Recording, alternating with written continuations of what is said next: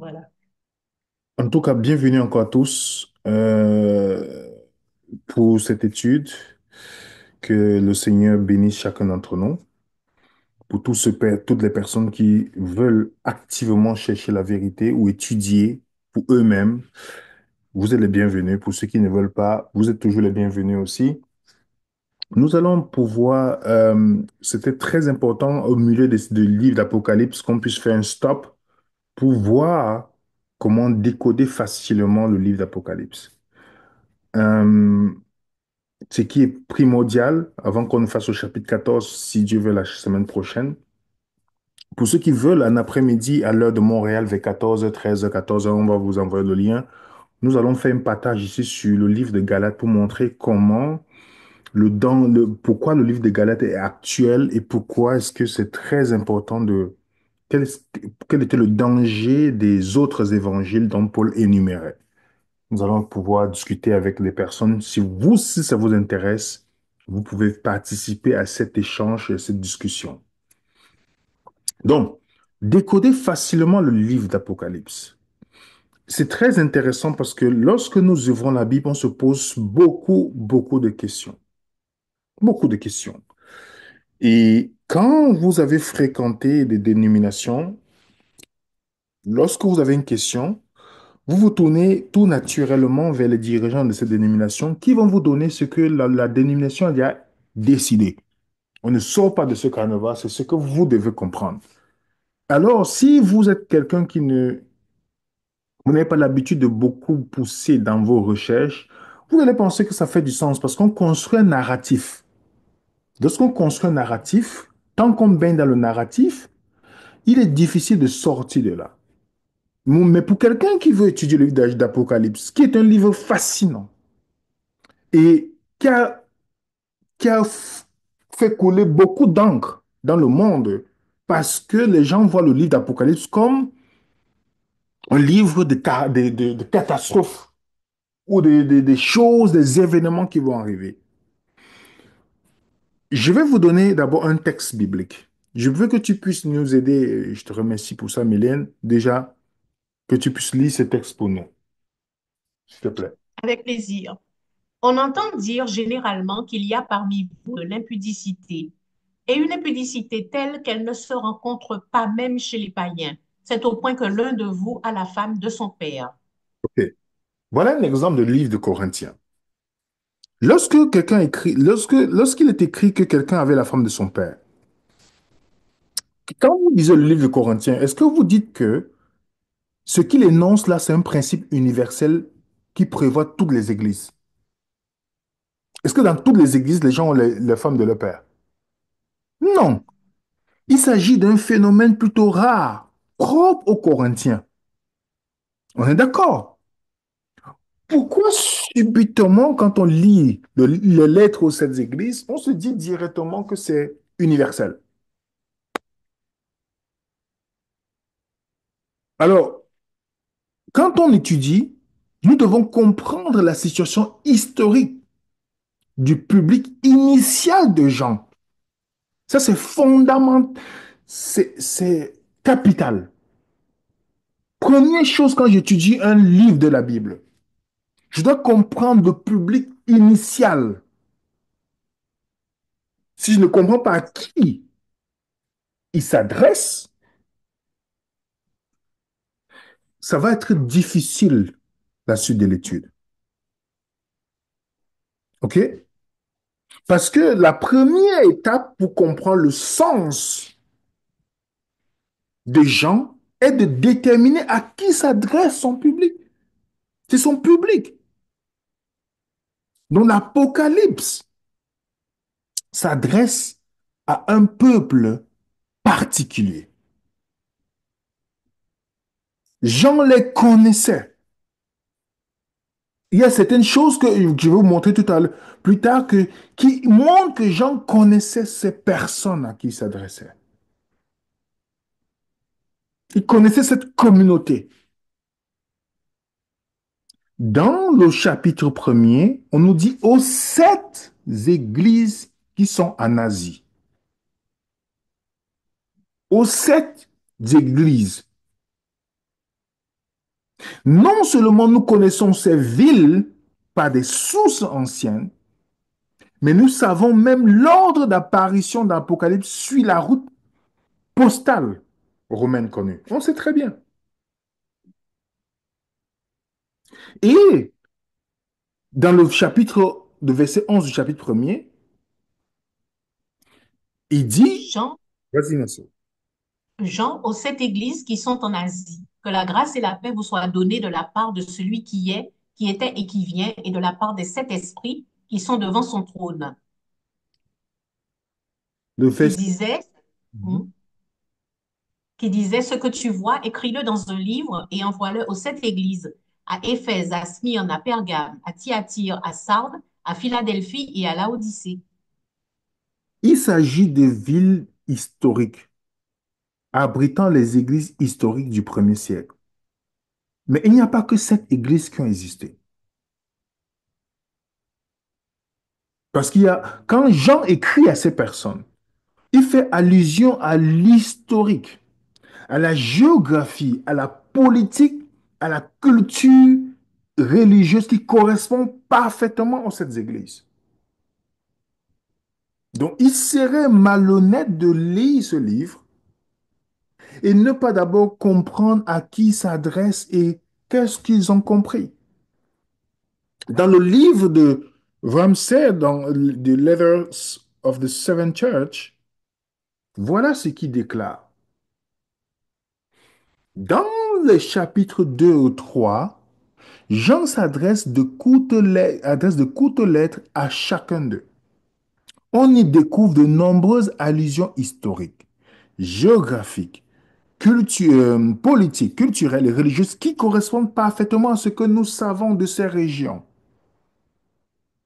Donc Jean n'écrit pas seulement aux gens du premier siècle, mais aussi à celles qui subissent les tribulations. Ils subissaient les tribulations de leur époque. Et c'est pourquoi il écrit la lettre pour les encourager. On voit par exemple dans le verset 4, il dit, moi Jean, votre frère, qui est pas avec vous à la tribulation. Donc ces personnes-là, ils s'adressent parce ils vivent des situations bien spécifiques, bien spécifiques, d'où la lettre qu'il leur envoie. Que Dieu permet qu'ils puissent avoir cela pour leur envoyer à ceux qui vivaient des choses bien spécifiques dans la période. Donc tout au long de l'île d'Apocalypse, on voit qu'on parle de tribulation, de martyrs, tout ça. Jean n'écrit pas, il n'écrit pas seulement, il écrit à des personnes qui vivent des situations particulières. Dans les sept églises que vous voyez, à qui s'adresse? Est-ce qu'il n'y a pas l'église de Galate? Est-ce qu'il n'y a pas Corinthiens? Pourquoi il n'y a pas Thessalonique dedans? Pourquoi il n'y a pas tout? Pourquoi c'est ces sept églises-là?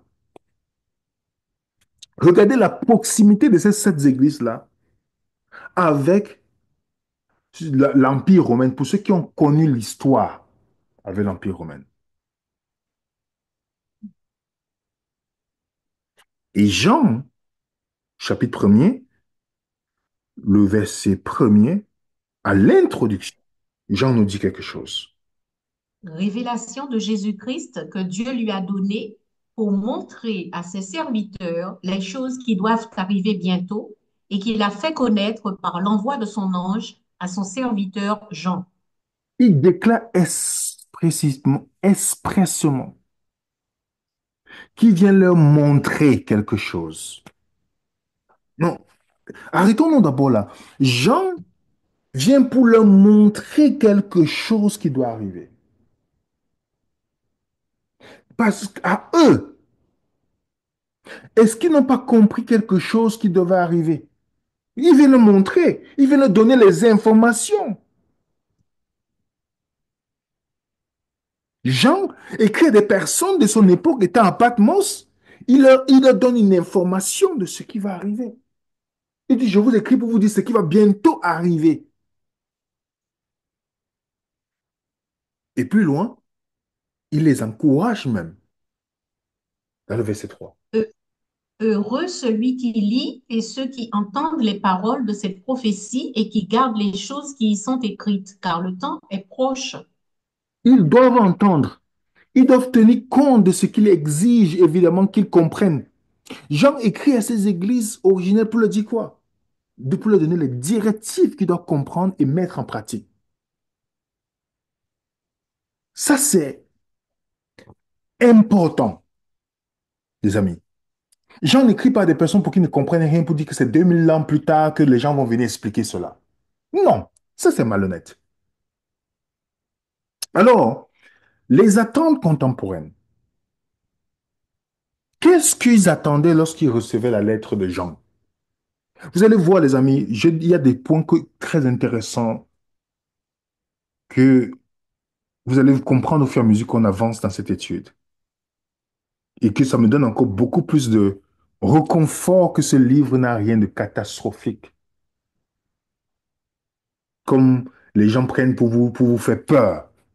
L'objectif de ce livre, ce n'est pas pour te faire peur, toi qui es assis chez toi là. Voilà l'attente des contemporains de Jean. Jean le précise. On a déjà lu ce verset, mais c'est ce qui m'intéresse, c'est le verset, ce qui est souligné. Les choses qui doivent arriver bientôt. Donc, ils reçoivent une lettre. On leur dit les choses qui doivent arriver bientôt. Bientôt, là, ce n'est pas 2000 ans.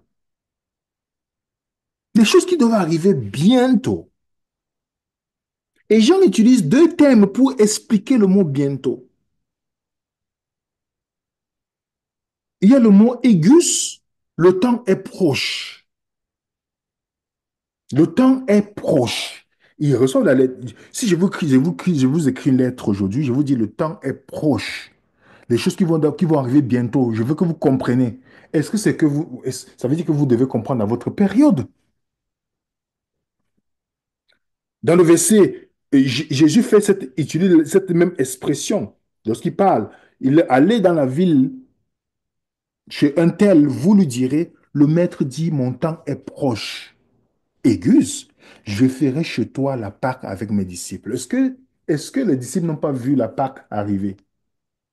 Est-ce qu'ils n'ont pas vu le temps de Jésus, donc c'est-à-dire sa crucifixion arriver? Vous comprenez? Donc ce mot désigne généralement les événements proches dans le temps. Pas quelque chose qui va venir, c'est proche dans le temps. On a Matthieu 24, verset 32.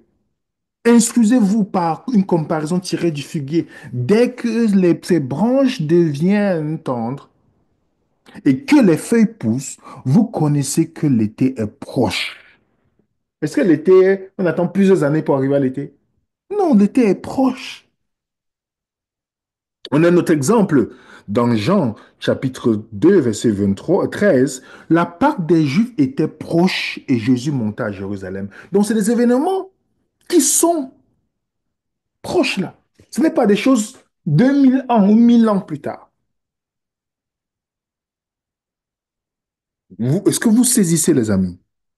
Si vous hésitez à comprendre, regardez le tableau que j'ai dressé devant vous. Comment c'est répété plusieurs fois? Vous me dites si ces gens-là n'allaient rien comprendre. Le chapitre 1, pour montrer à ses serviteurs les choses qui doivent arriver bientôt. Le verset premier, et le verset 3, car le temps est proche. Le chapitre 22, à ses serviteurs les choses qui doivent arriver bientôt. Le verset 22, verset 10, car le temps est proche. Dites-moi si, en utilisant ces termes-là, c'était pour qu'ils ne comprennent rien. Il exprime ses attentes à son public dès son entrée dans le livre. Et même sa sortie. Il le dit clairement, le temps est proche. Et c'est pertinent de comprendre que le public des gens s'attend à des réalisations de ce que j'en dis.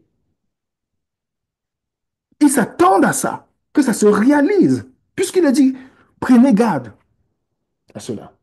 Il n'a pas dit, j'écris à des gens en 2025. Non. Et vous pouvez voir la comparaison. Vous regardez le tableau qui est affiché. Le livre de Daniel, puisque Daniel reçoit aussi les prophéties, mais Dieu lui dit dans le verset 12 du chapitre 4 que scelle le livre jusqu'à la fin. Il lui dit de sceller. En fait, quand on scelle, c'est pour que personne ne comprenne. OK? Caché. Il dit scelle jusqu'à ce que le temps de la fin. Je vais venir, c'est une magnifique présentation c'est quoi le temps de la fin dans la Bible? Vous allez comprendre que ça n'a rien à voir avec la fin de temps. Le temps de la fin, c'est le temps de la fin de l'alliance. Je vais vous expliquer ça dans une étude. À part, quand on dit le jour du Seigneur, le temps de la fin. Oh, la fin va venir. On va décortiquer ça ensemble, par la grâce de Dieu. Donc, prenons patience. Alors, regardez le chapitre 22, verset 10. Ne scelle point les paroles de la prophétie. Car, qu'est-ce qu'il dit? Le temps est proche. Alors, Daniel a vécu plusieurs centaines d'années avant Jean. L'ange lui ordonne de sceller. Mais bien plus tard, pour Jean, il dit quoi? Ne scelle pas. Est-ce que ce n'est pas clair pour vous? Est-ce que ce n'est pas clair que, en fait, le but du livre d'Apocalypse, c'est d'être compris par des gens qui reçoivent? Il ne parle pas d'événements lointains, de 2003. Non, non, non. Il parle pour que ces gens comprennent, parce que ce n'est pas scellé. Ce n'est pas un livre futuriste. Ce n'est pas un livre futuriste. C'est un livre qui s'adresse à des personnes de son époque. Ces gens devaient comprendre. C'est pourquoi ce n'est pas un livre scellé. C'est la révélation. Révéler, ça veut dire que tu dévoiles, tu montres à la personne. Ce n'est pas scellé.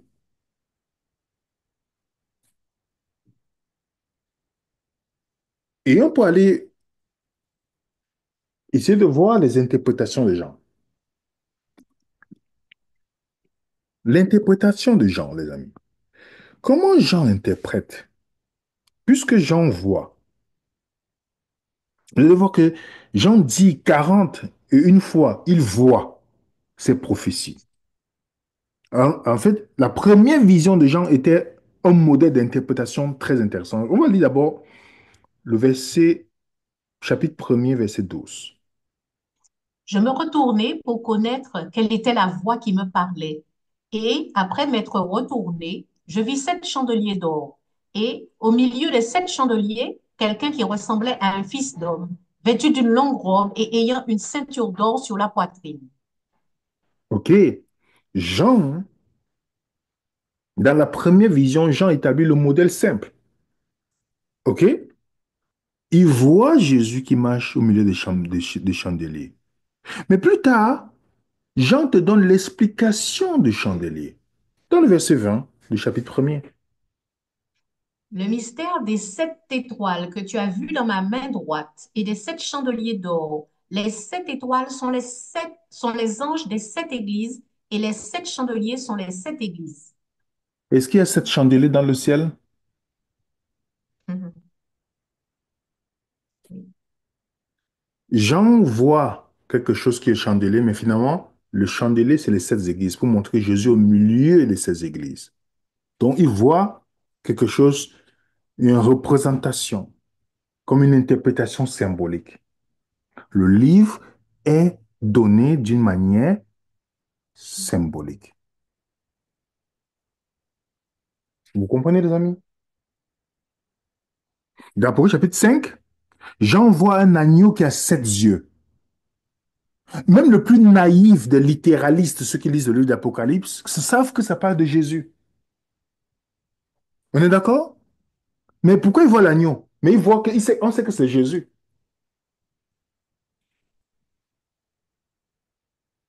Vous comprenez, les amis? On a une interprétation de Jean. Jean dit, dans le chapitre 17, verset 9, on va souligner le verset 12, les 10 contes que tu as vus sont les 10 rois. Les 10 contes que tu as vus sont les 10 rois. Jean lui-même a effectivement compris les symboles, il donne l'explication de ces symboles à ces personnes, ses contemporains. Dans le chapitre 17, verset 15, il me dit, les eaux que tu as vues, sur lesquelles les processions assises, sont les peuples, les foules. Il donne l'explication. Même l'eau que Jean voit ne doit pas être comprise comme faisant référence à l'eau, la formule chimique H2O. Non. Il dit plutôt que les eaux représentent ceci. Donc, Jean nous fournit suffisamment d'éléments d'explication pour interpréter Apocalypse afin que nous puissions affirmer catégoriquement, les amis, que le livre ne doit pas être interprété d'une manière littéraliste. Alors, contexte, contexte, contexte. Je vous demande votre attention dans ce que nous allons voir maintenant. Donc, si peut-être vous n'étiez pas attentif, c'est l'occasion d'être attentif parce que je ne vais pas revenir là-dessus, s'il vous plaît. Contexte, contexte, contexte. Voici un verset que je vais vous donner un exemple. Un exemple. Après, j'ai pris un verset 7. Tu vas lire pour nous, ma soeur, s'il te plaît. Voici, il vient avec les nuées, et tout œil le verra, même ceux qui l'ont percé, et toutes les tribus de la terre se lamenteront à cause de lui. Oui, Amen. Mhm. Combien d'entre nous, quand on a lu le livre d'Apocalypse, ce texte nous a convaincus que, en fait, il parle de la venue de Jésus-Christ. Vous pouvez être honnête, moi, je suis le premier. Je pensais que ce texte parle de la venue de Jésus-Christ. Et voici vient dans les nuées. Alors, je me dis, oh, ça c'est Jésus qui va venir là. Et tout œil le verra de ceux qui l'ont percé. Qui n'a jamais cru qu'il parle du retour de Jésus ici? On peut noter, les amis, on est dans une, ce n'est pas une dénomination ici, on est dans un partage biblique, dans une étude biblique. Quand on est prêt à remettre en question ce qu'on croit, ça veut dire qu'on est dans une quête de la vérité. Alors, posons-nous la question simple. Qui n'a jamais cru que ce texte parle de le retour de Jésus? Moi, le premier, oui. J'ai fait la confession. J'ai cru. Si je parle, il y a un site que j'utilise souvent pour la concordance. Vous connaissez ce site, c'est Bible ou c'est .com ou c'est .org, tout ça. Quand je vous mettais après chapitre 1, verset 7, ça vous renvoie à quoi? Quel est le premier verset qui apparaît comme référence croisée? Regardez. En attendant que nous mettons en place notre application qui est déjà presque terminée, regardez le verset qui apparaît. Ésaïe 19, verset 1. Ésaïe 19, verset 1, on trouve un avertissement de Dieu à l'Égypte et un jugement qui doit venir sur l'Égypte. Vous vous rappelez? Voilà ce qu'il dit dans Ésaïe chapitre 19, verset 1. Tu vas lire pour nous, ma soeur, s'il te plaît. Oracle sur l'Égypte. Voici, l'Éternel est monté sur une nuée rapide. Il vient en Égypte, et les idoles de l'Égypte tremblent devant lui, et le cœur des Égyptiens tombe en défaillance. Maintenant, posez-vous la question. Il vient comment sur quoi? Sur une? Ok. Ésaïe 19 nous montre comment on avait ici. Ok, Dieu leur dit qu'il y a un jugement qui va venir. Alors, posez-vous la question. Est-ce que les Égyptiens ont vu Dieu venir dans la nuit? Non. C'est une phrase pour montrer le jugement va venir. Vous vous rappelez quand la sœur de Moïse a critiqué son épouse? Le jugement est tombé sur elle. On dit la nuit est descendue. Est-ce que vous vous rappelez de cette histoire? Donc, cette prophétie-là s'applique. Je mets les notes ici pour les documents. Le jugement est sur le point de venir sur l'Égypte. Pourtant, aucun Égyptien n'a vu le Dieu Tout-Puissant assis sur la nuit descendre parmi eux pour les juger.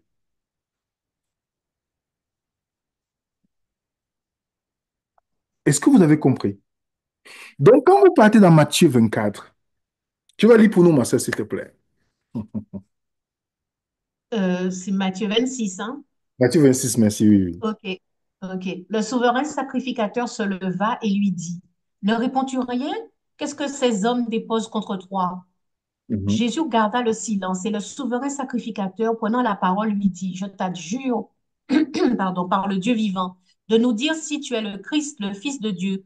Jésus lui répondit, tu l'as dit. De plus, je vous le déclare, vous verrez désormais le Fils de l'homme assis à la droite de la puissance de Dieu et venant sur les nuées. OK, on voit les nuées ici, n'est-ce pas? Notez qu'il s'adresse au grand prêtre et ceux qui l'entourent. Il dit, vous verrez. Il s'agit sans doute d'une référence de quoi? Pour ceux qui savent très bien le jugement de Jérusalem. Le jugement, Jérusalem va recevoir le jugement. C'est répété plusieurs fois dans la Bible. Donc, Apocalypse chapitre 1, verset 7 peut s'appliquer au jugement historique qui doit s'abattre sur Jérusalem. Et Jean l'annonce dès le début. Donc, dans leur conception, quand l'Éternel vient sur une nuée, c'est quoi? Le jugement. On va lire Matthieu 21, verset 33, où Jésus a expliqué ce jugement qui doit venir. Vas-y, ma soeur, s'il te plaît. Maintenant, lorsque le maître de la vigne viendra, que fera-t-il à ses vignerons? Ils lui répondirent, il fera périr misérablement ces misérables, et il affermera la vigne à d'autres vignerons qui lui en donneront le produit au temps de la récolte. Jésus leur dit, n'avez-vous jamais lu dans les Écritures, la pierre qu'ont rejetée ceux qui bâtissaient est devenue la principale de l'angle. C'est du Seigneur que cela est venu, et c'est un prodige à nos yeux. C'est pourquoi, je vous le dis, le royaume de Dieu vous sera enlevé et sera donné à une nation qui en rendra les fruits. Celui qui tombera sur cette pierre s'y brisera, et celui sur qui elle tombera sera écrasé. Après avoir entendu ces paraboles, les principaux sacrificateurs et les pharisiens comprirent que c'était d'eux que Jésus parlait. OK, ça c'est ce que Jésus annonce, le jugement de Jérusalem. La parabole qui montre la destruction. L'autre parabole encore, Matthieu 22, versets 1 à 7. Jésus, prenant la parole, leur parla de nouveau en parabole et il dit, le royaume des cieux est semblable à un roi qui fit des noces pour son fils. Il envoya ses serviteurs appeler ceux qui étaient invités aux noces, mais ils ne voulurent pas venir. Il envoya encore d'autres serviteurs en disant, dites aux conviés, voici, j'ai préparé mon festin, mes bœufs et mes bêtes grasses sont tués, tout est prêt, venez aux noces. Mais sans s'inquiéter de l'invitation, ils s'en allèrent. Celui-ci à son champ, celui-là à son trafic, et les autres se saisirent des serviteurs, les outragèrent et les tuèrent. Le roi fut irrité. Il envoya ses troupes, fit périr ses meurtriers et brûla leur ville. Donc ça c'est encore ce que Jésus a... et vous allez voir plusieurs paraboles dans la Bible. Jésus s'adresse à ceux qui ont reçu l'alliance parce qu'il fallait la fin de l'alliance. Il leur dit, le jugement doit venir sur Israël. Ça c'est une réalité incontestable. Et j'ai une présentation que je vais vous montrer pourquoi le livre d'Apocalypse a été écrit avant la destruction de Jérusalem. C'est que vous voyez que ce n'est pas mentionné quelque part parmi les apôtres. Si on vous dit qu'il y a un événement majeur qui arrive, si je vous dis 2001 à New York, vous allez me parler des tours jumelles. Les tours jumelles. Alors, le 11 septembre, vous ne pouvez pas décrire un événement majeur à New York sans mentionner cela. Donc, la destruction de Jérusalem qui était quelque chose de fondamental, comment les disciples n'ont pas annoncé ça? N'ont pas parlé de ça? Parce que justement, j'ai une présentation datée avec les points historiques pour montrer que ça n'a jamais été écrit. Le livre d'Apocalypse a été écrit avant la destruction de Jérusalem. Maintenant, les causes du jugement. Nous avons vu que Apocalypse chapitre 1 nous dit qu'il va venir sur les nuées. OK? Israël devait subir le jugement. Le jugement parce que ces nations a déclaré explicitement, Matthieu 27, verset 25. Et tout le peuple répondit, que son sang retombe sur nous et sur nos enfants. Vous avez compris? Ils ont dit que le sang retombe sur nous et sur nos enfants. Deuxième chose, Matthieu 19, verset 15, ce sont eux qui déclarent. Mais ils s'écrièrent, hôte, hôte, crucifie-le. Pilate leur dit, crucifierai-je votre roi? Les principaux sacrificateurs répondirent, nous n'avons de roi que César. Vous avez compris? Et posez-vous la question, qui a percé les yeux de Jésus? Qui a crucifié Jésus? Voilà ce que la Bible nous dit. Cet homme, livré selon le dessein arrêté et selon la prescience de Dieu, vous l'avez crucifié, vous l'avez fait mourir par les mains des impies. Qui a crucifié? Pourquoi il s'adresse aux Juifs? Il ne s'adresse pas aux Romains ici. Il s'adresse aux Juifs. On a notre passage. Euh, c'est la même chose que j'ai donné. Oui, c'est la même chose, oui. On a notre passage. Acte 5, verset 30. Le Dieu de nos pères a ressuscité Jésus que vous avez tué en le pendant au bois. Vous avez compris? Il est en train de faire un discours, il s'adresse aux Juifs ici. On a Acte 7, verset 52. Lequel des prophètes vos pères n'ont-ils pas persécuté? Ils ont tué ceux qui annonçaient d'avance la venue du juste, que vous avez livré maintenant et dont vous avez été les meurtriers. Vous comprenez bien. On a un autre acte 10, verset 39. Nous sommes témoins de tout ce qu'il a fait dans le pays des Juifs et à Jérusalem. Ils l'ont tué en le pendant au bois. Parlant des Juifs, c'est Paul Pierre qui est en train de raconter ça. Acte 3, verset 15 à 30, 15, 13 à 15. Le Dieu d'Abraham, d'Isaac et de Jacob, le Dieu de nos pères, a glorifié son serviteur Jésus, que vous avez livré et renié devant Pilate, qui était d'avis qu'on le relâchât. Vous avez renié le saint et le juste, et vous avez demandé qu'on vous accordât la grâce de meurtrier. Vous avez fait mourir le prince de la vie, que Dieu a ressuscité des morts. Nous en sommes témoins. Vous comprenez? On a 1 Thessaloniciens chapitre 2, verset 14 à 16. Car vous, frères, vous êtes devenus les imitateurs des églises de Dieu qui sont en Jésus-Christ dans la Judée, parce que vous aussi, vous avez souffert de la part de vos propres compatriotes, les mêmes maux qu'elles ont souffert de la part des Juifs. Ce sont ces Juifs qui ont fait mourir le Seigneur Jésus et les prophètes, qui nous ont persécutés, qui ne plaisent point à Dieu et qui sont ennemis de tous les hommes, nous empêchant de parler aux païens pour qu'ils soient sauvés, en sorte qu'ils ne cessent de mettre le comble à leurs péchés. Mais la colère a fini par les atteindre.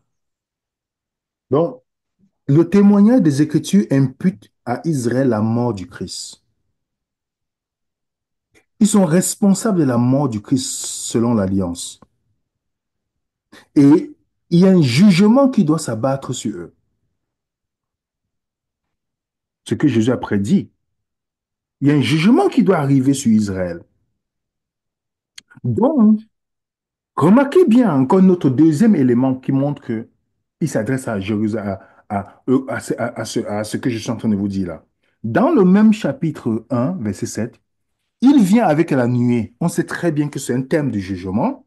Tout œil le verra, même ceux qui l'ont percé, et toutes les tribus de la terre se lamenteront. La question que je vous pose, la question simple.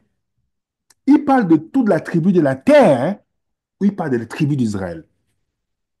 Vous pouvez mettre dans le chat si vous voulez, ou vous notez chez vous. Parce que c'est très intéressant le mot qui est utilisé. Est-ce qu'il parle de la tribu de la terre? Toutes les tribus de la terre qui vont se lamenter? Ils vont se lamenter pourquoi? Quelqu'un va se lamenter en Égypte? Quelqu'un va se lamenter en Amazonie? Le mot qui est utilisé terre là, c'est le mot Guy. Guy, je ne sais pas si je prononce ça bien. Qui veut dire terre, pays, contrée, qui est utilisé 48 fois. Et chaque fois que c'est utilisé dans la Bible, chaque fois que c'est traduit dans la Bible, c'est toujours en rapport avec Israël. J'ai mis ici là, dans la note. Le lecteur doit comprendre le mot grec Guy. Chaque fois que c'est attribué dans la Bible, j'ai mis les références pour vous. C'est par rapport à Israël. C'est par rapport à Israël. Vous comprenez, les amis?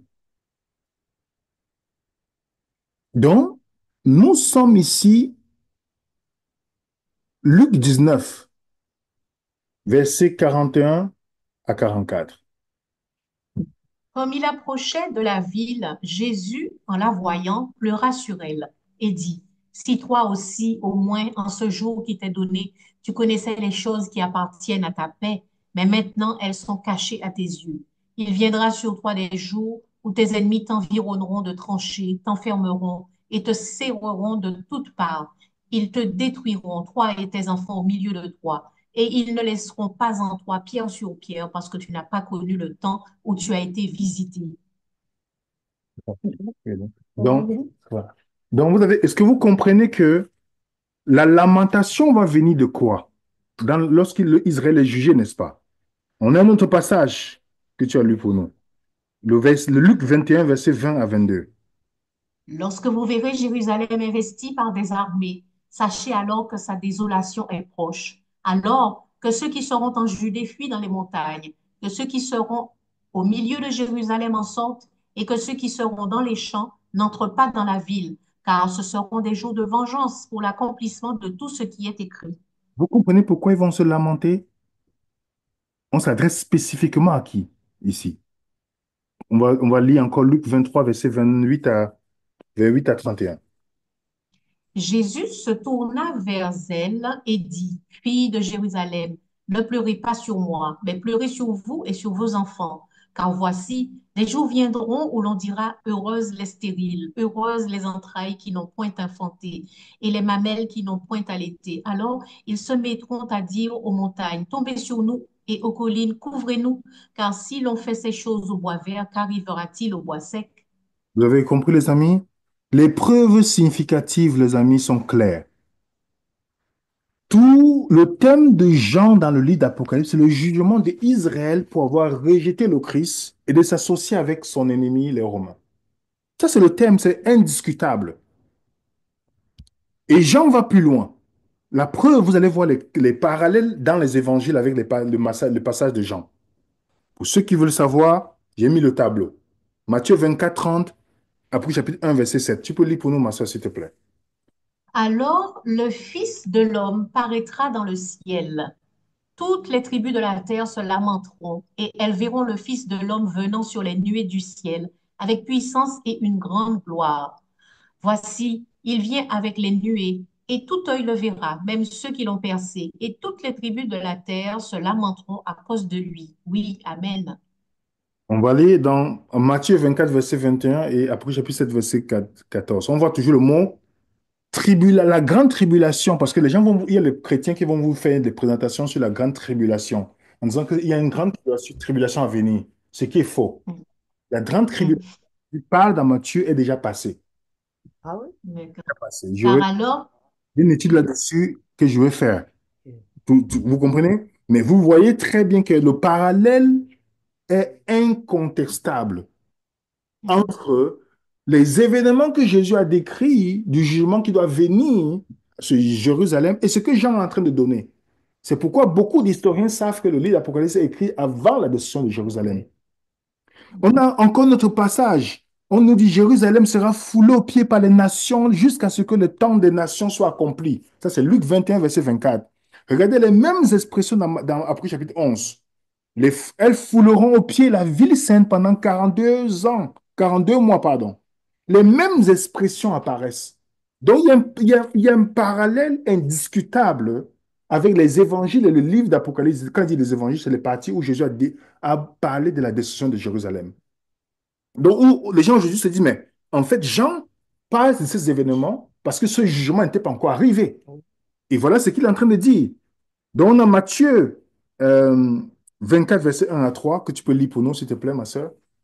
Comme Jésus s'en allait, au sortir du temple, ses disciples s'approchèrent pour lui en faire remarquer les constructions. Mais il leur dit, Voyez-vous tout cela? Je vous le dis en vérité, il ne restera pas ici pierre sur pierre qui ne soit renversé. Il s'assit sur la montagne des Oliviers et les disciples vinrent en particulier lui faire cette question. Dis-nous, quand cela arrivera-t-il et quel sera le signe de ton avènement et de la fin du monde?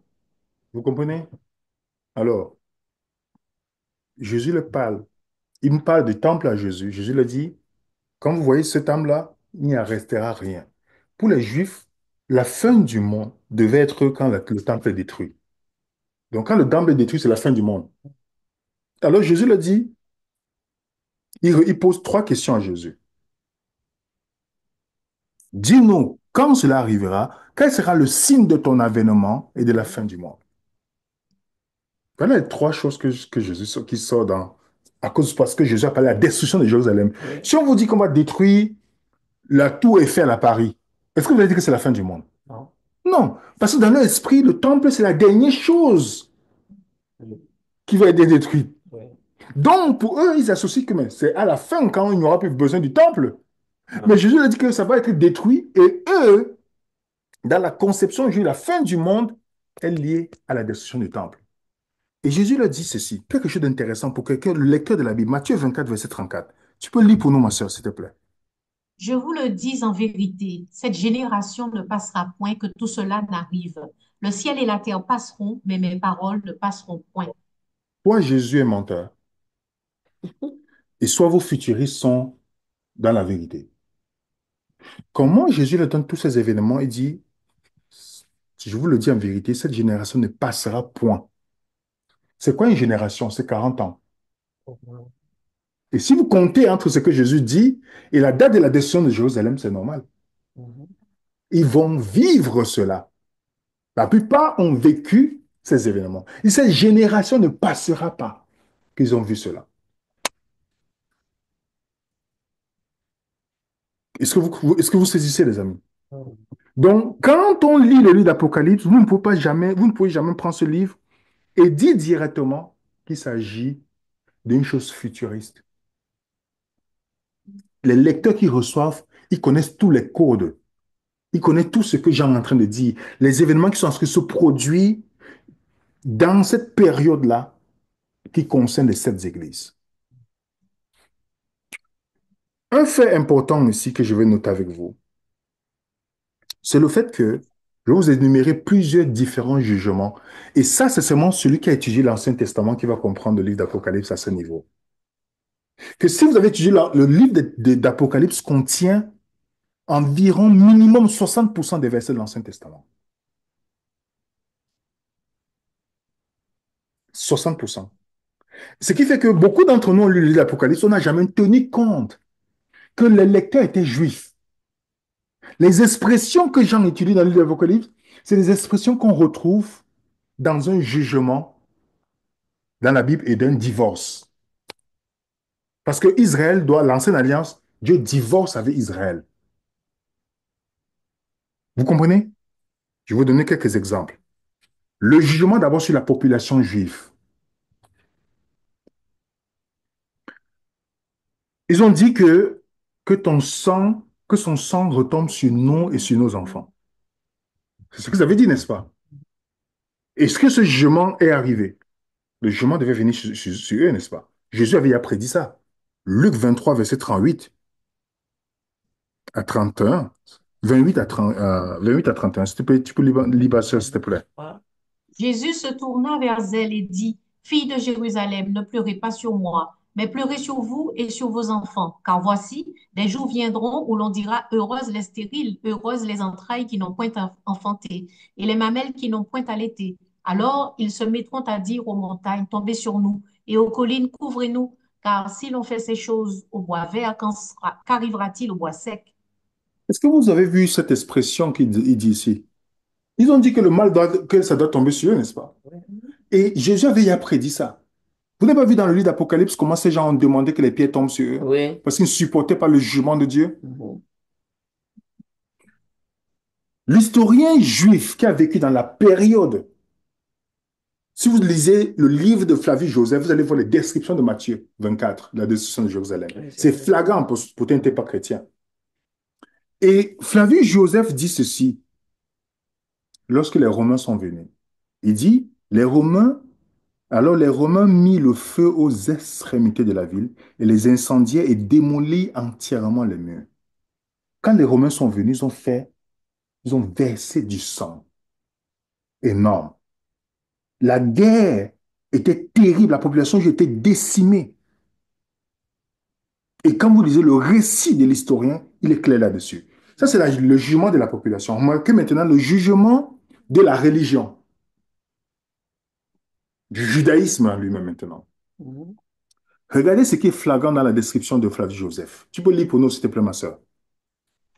Dès que l'armée n'est plus, dès que l'armée n'eut plus de monde à tuer ni à piller, car il ne restait plus personne pour exciter sa fureur, car elle n'en aurait épargné aucun s'il lui était resté d'autres travaux à accomplir. César ordonna de démolir la ville et le temple tout entier, mais de laisser debout les tours les plus importantes, Phasaël, Hippicus, Mariam, ainsi que la partie de la muraille qui entourait la ville à l'ouest. Cette muraille fut épargnée afin de fournir un camp à ceux qui devaient y tenir garnison.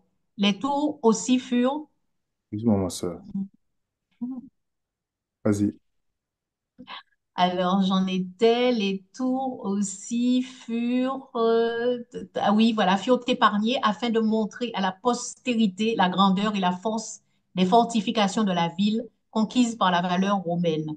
Mais tout le reste de la muraille fut si bien nivelé par ceux qui la creusèrent jusqu'aux fondations, qu'il ne resta rien qui pût faire croire à ceux qui s'y rendirent qu'elle avait jamais été habitée. Telle fut la fin de Jérusalem par la folie des innovateurs, une ville pourtant d'une grande magnificence et d'une renommée immense parmi tous les hommes. Ça, c'est la destruction qui est annoncée. Vous savez pourquoi la destruction du lieu de culte? C'est pour montrer que la fin du système avec de l'ancienne alliance avec eux. C'est fini toutes ces choses. Tout ce qui était l'objet de leur gloire, c'est fini. Et pour ceux que j'ai mis dans notre commentaire ici, Jean, tout ce que Jean déclare là, les amis, Jésus l'a annoncé, le jugement sur le temple.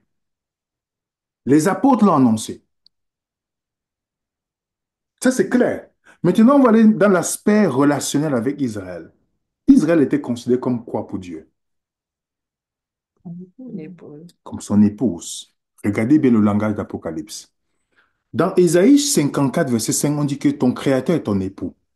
Dans Jérémie 31, verset 31 à 32, dit, bien que je sois leur époux. On voit ici la relation du mariage. Il y a quelqu'un qui est en salle là, ça affiche sur mon écran, s'il te plaît.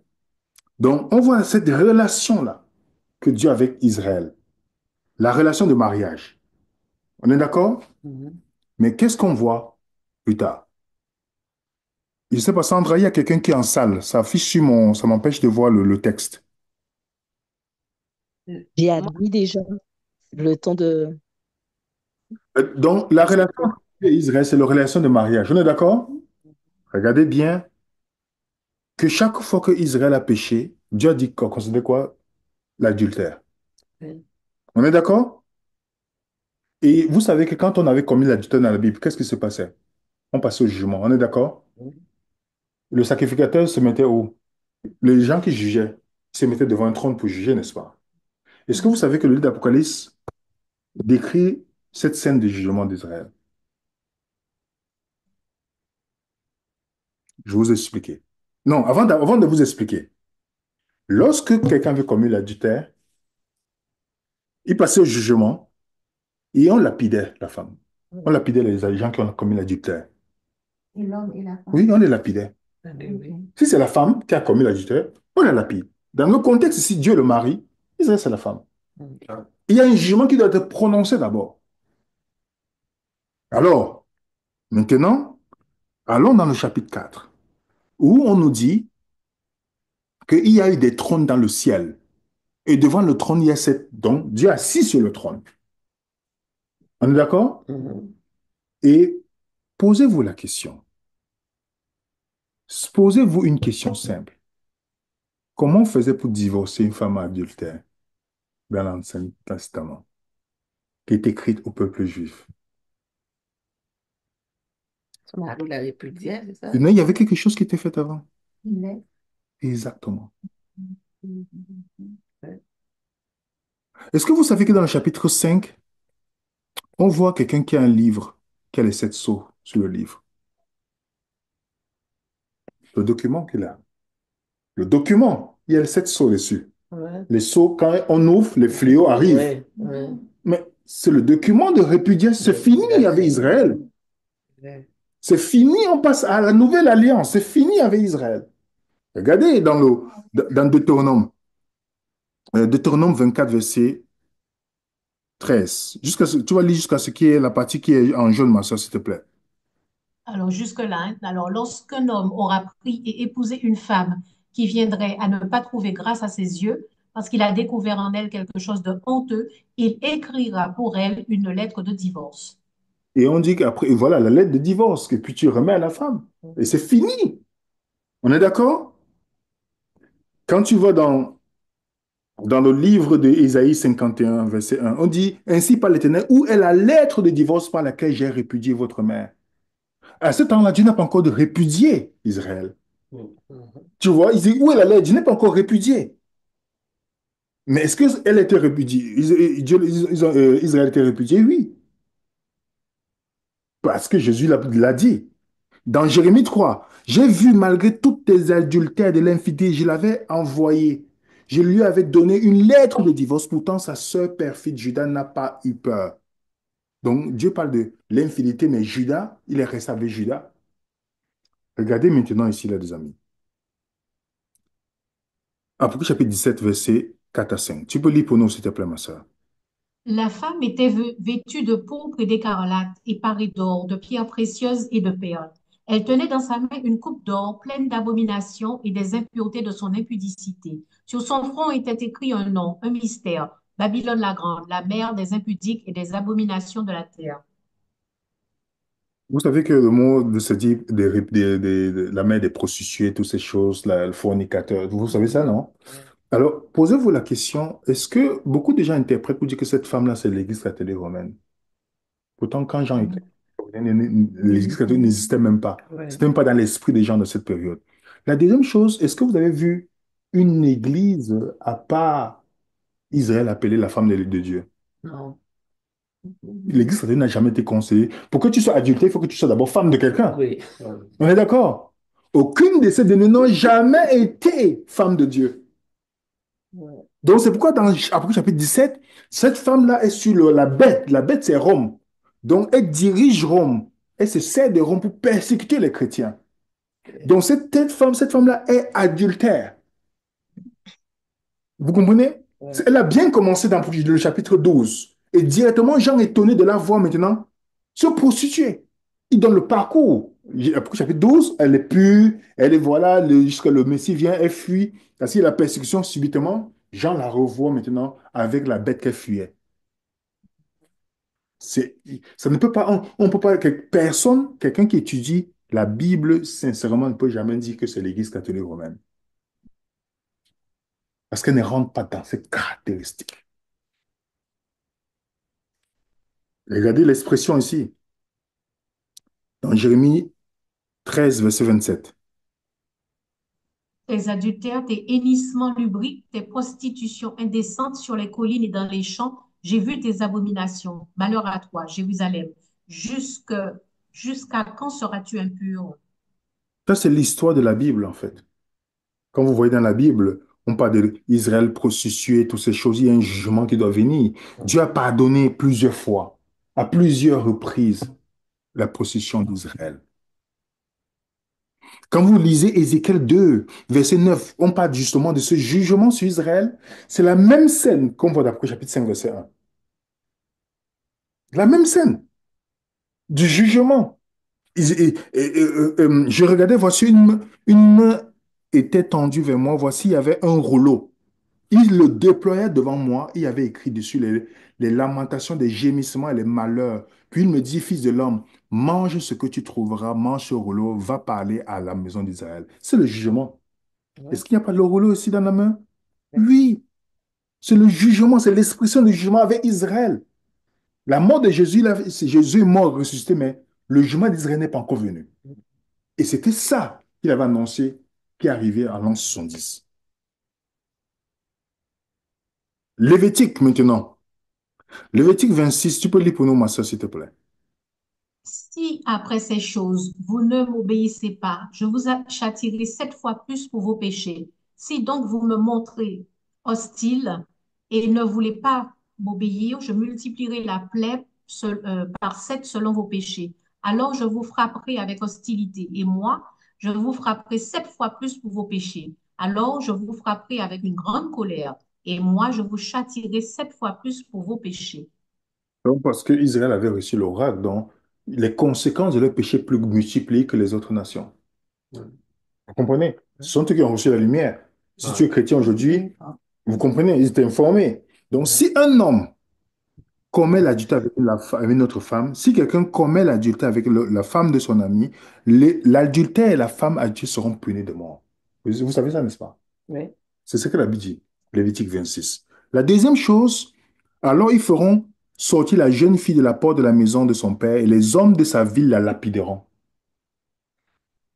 Vous savez ça, non? Quand elle a commis l'adultère, une infamie à Jérusalem. C'est ce que la Bible dit. Ouais. Troisième chose, d'énormes grêlons. Quand vous lisez le livre d'Apocalypse, qu'est-ce qui est arrivé quand Israël, le jugement est venu? Le chapitre 16, tu peux lire le chapitre 16, verset 21. Et d'énormes grêlons, pesant environ 100 livres chacun, tombèrent du ciel sur les hommes. Et les hommes blasphémèrent Dieu à cause du fléau de la grêle. Car ce fléau était extrêmement violent. Attends, dites-moi la grêle.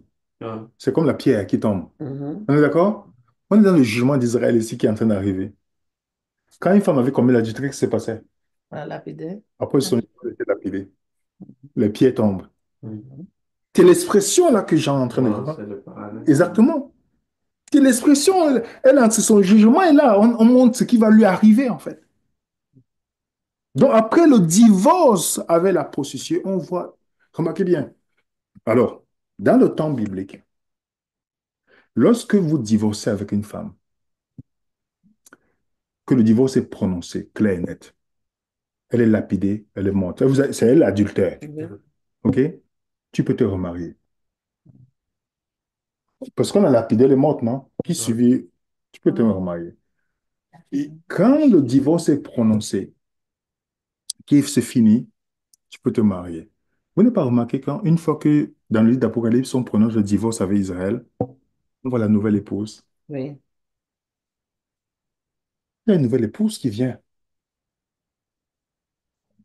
Ça vous étonne? La nouvelle Jérusalem. Pourquoi dire nouvelle? Tu dis, voilà ma nouvelle femme. Ouais, j'en avais déjà une. Ah, ok. On ne dit pas, voilà ma femme, mais voilà ma nouvelle femme. Il y a l'ancienne femme.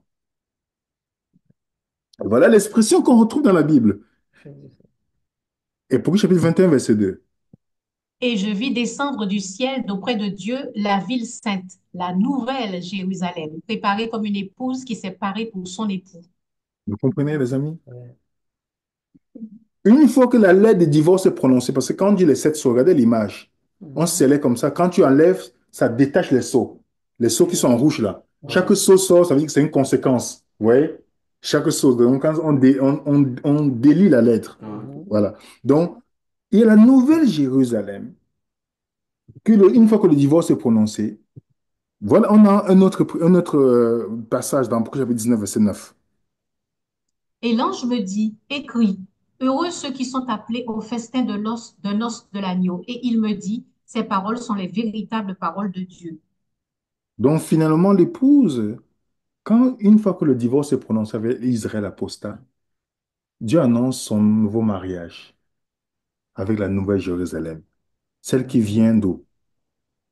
Du Du ciel. ciel. En contraste, est-ce que vous n'avez pas vu dans la Bible que la Bible te parle de deux Jérusalem? Deux Jérusalem. On a Galates 4, verset 21-26. Tu peux lire pour nous, s'il te plaît, ma soeur? Dites-moi, vous qui voulez être sous la loi, n'entendez-vous point la loi? Car il est écrit qu'Abraham eut deux fils, un de la femme esclave et un de la femme libre.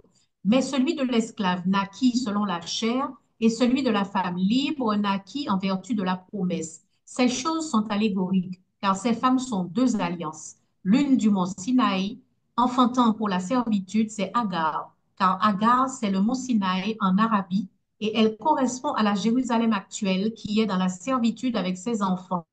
Mais la Jérusalem d'en haut est libre, c'est notre mère. Vous voyez, il fait deux comparaisons ici. Beaucoup de chrétiens sont encore sous Agar, puisqu'ils sont sous l'ancienne alliance. C'est-à-dire qu'il faut le sabbat pour être sauvé. Le sabbat, c'est le seul de Dieu. Il faut faire ceci. Toutes ces choses dans l'ancienne alliance, mais c'est pourquoi ils ont un autre Jésus. Oui. Mais dans la nouvelle alliance, comme ces chrétiens, ils ne savent pas c'est quoi la nouvelle alliance. La nouvelle alliance, c'est ce qui représente la nouvelle Jérusalem. La nouvelle Jérusalem. On a ici, Hébreux 12. Mais vous êtes, mais vous vous êtes approchés de la montagne de Sion, de la cité du Dieu vivant, la Jérusalem céleste, des myriades qui forment le cœur des anges. Dans la Jérusalem céleste maintenant. Vous voyez comment l'expression, comment on donne? Céleste. Le Mhm. divorce est prononcé. C'est fini. Nouvelle épouse, nouvelle alliance. L'alliance, c'est pour sceller le mariage, non? Oui. Ouais. Mais qui est le garant de ce mariage-là? C'est Jésus. Jésus. Ce n'est pas Moïse. Alors, quand quelqu'un dit de nouvelle alliance, il dit, oui, la nouvelle alliance, c'est les 10 commandements que Dieu va écrire dans notre cœur. Ce n'est pas nouveau. C'est vrai. C'est que ce n'est pas nouveau. Pourquoi Dieu pourrait l'écrire dans leur cœur avant? C'est Dieu que c'est écrit dans leur cœur. Ce n'est pas nouveau. Quand on dit nouveau, c'est vous dire, oh, voilà ma nouvelle femme. Mais c'est la même personne que vous voyez dans la maison. Mais non, sauf que maintenant, elle a changé son comportement. Je peux pas dire une nouvelle femme, c'est tout ma femme. La même femme. Ouais. C'est tout ma femme. Donc, conclusion, les amis. Le livre d'Apocalypse écrit avant la destruction de Jérusalem. Je vais vous montrer les points historiques la prochaine fois. J'ai un truc seulement sur l'histoire par rapport à ça. Ok. Une des preuves qui montre que la Bible est un livre cohérent et inspiré, c'est que ces prophéties-là ne sont pas accomplies totalement sur ce que la Bible s'écrite. Les apôtres n'ont jamais mentionné la destruction qui est arrivée dans leur époque. C'est-à-dire, ils n'ont pas Paul et moi avant. Ouais. Vous comprenez? Le temple était toujours présent. Donc, c'est encore une preuve encore marquante de la Bible. Ils n'ont pas mentionné ça dans leurs écrits. C'était encore là, à Jérusalem. Donc, quand on voit que le livre d'Apocalypse, c'est le focus de ces personnes qui étaient persécutées par Israël de la Bible en association avec les Romains, Mhm. il leur écrit pour les encourager qu'il y a le jugement qui va venir sur cette femme-là, mais il y a une nouvelle femme, en leur disant, il y a une nouvelle femme que Dieu va mettre, va préparer. Il leur donne ça dans toute la lettre. Est-ce qu'ils sont censés comprendre? Oui, la Bible dit de ne pas sceller. Heureux celui qui comprend et qui met en pratique. Donc, qu'est-ce qu'ils ont compris? Avec les thèmes bibliques, hébraïques, ils ont compris que, en fait, c'était le jugement d'Israël avec Rome. Mais qu'est-ce que les gens voulaient interpréter? Non, le livre d'Apocalypse, c'est un livre futuriste. Ah non, la marque de la bête, c'est... Et vous savez, je vais vous faire une étude bientôt, par la grâce de Dieu, sur le piège du futurisme. Vous connaissez le piège dangereux du futurisme? C'est que les futuristes qui s'asseyent chez eux, ils attendent qu'on déclare une loi pour qu'ils maintenant soient sincères avec Dieu. Est-ce que vous savez qu'il n'y a rien qui empêche que Jésus vienne demain? Il n'y a rien. Mais le futuriste te dit quoi? Non. Quand on va décréter la loi du dimanche, quand on va décréter la marque de la bête, alors maintenant, je vais commencer à aimer mon prochain comme moi-même. Les gens qui attendent qu'une loi soit décrétée pour dire, ah, maintenant, il faut que je me consacre à Dieu. Ça, c'est le piège de Satan. Ça, c'est un piège dangereux. Combien de chrétiens attendent qu'une chose se passe dans le monde pour qu'ils se consacrent à Dieu? Combien de personnes? Ils ne savent pas que... Parce que comme on a pris la Bible, leur a donné l'interprétation, vous dites, ah, il faut attendre la marque de la bête qui vient. Posez-vous la question simple. Ces mêmes églises ne nous ont pas dit d'aller prendre le vaccin. Ouais. Alors, quel est le principe de la marque de la bête? Forcer les gens à prendre quelque chose, non? Ouais. Te faire perdre ton travail, toutes ces choses. Mais comment ces églises ont poussé les gens à aller prendre ça? Vous pensez que Jésus peut venir n'importe quel moment? Vous voyez comment la subtilité de l'ennemi de ne pas, il ne vous laisse pas athée. Il vous fait devenir chrétien, mais vous ne serez pas le genre de chrétien que Jésus recherche.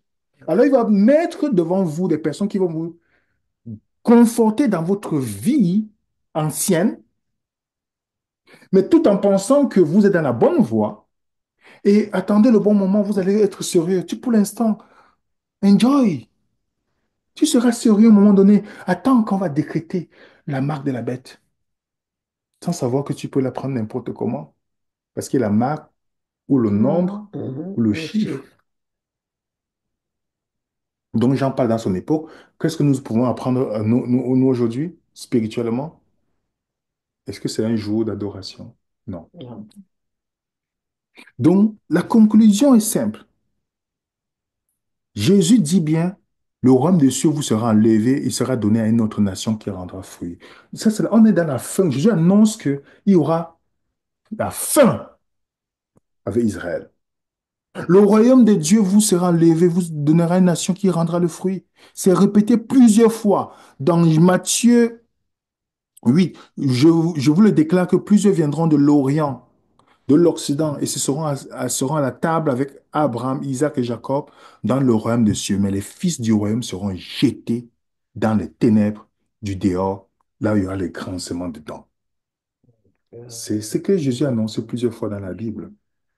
La plupart de la Bible, quand Jésus vient, c'est le jugement avec ceux à qui il a donné, on a fait confiance dans les oracles de Dieu. C'était ceux qui devaient préparer la venue de Jésus. Donc, étudions nos Bibles minutieusement, vérifions très bien et sortons de la vision des dénominations en respectant seulement ce que la Bible dit et son contexte. Ça nous permet de nous libérer de la vision des futuristes et de rester sur le contexte biblique. Jean écrit à des personnes, il leur annonce ce qui doit venir, il les encourage.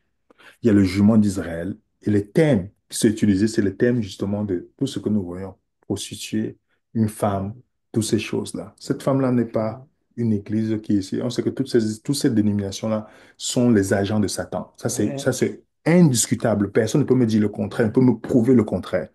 Mais il y a les chrétiens sincères. Je dis tous ces systèmes religieux qui sont faits par les hommes, c'est Satan qui crée cela en fait, de permettre des gens en disant, ils sont croyants, mais ils ont quel Dieu? Ils ont quel Jésus?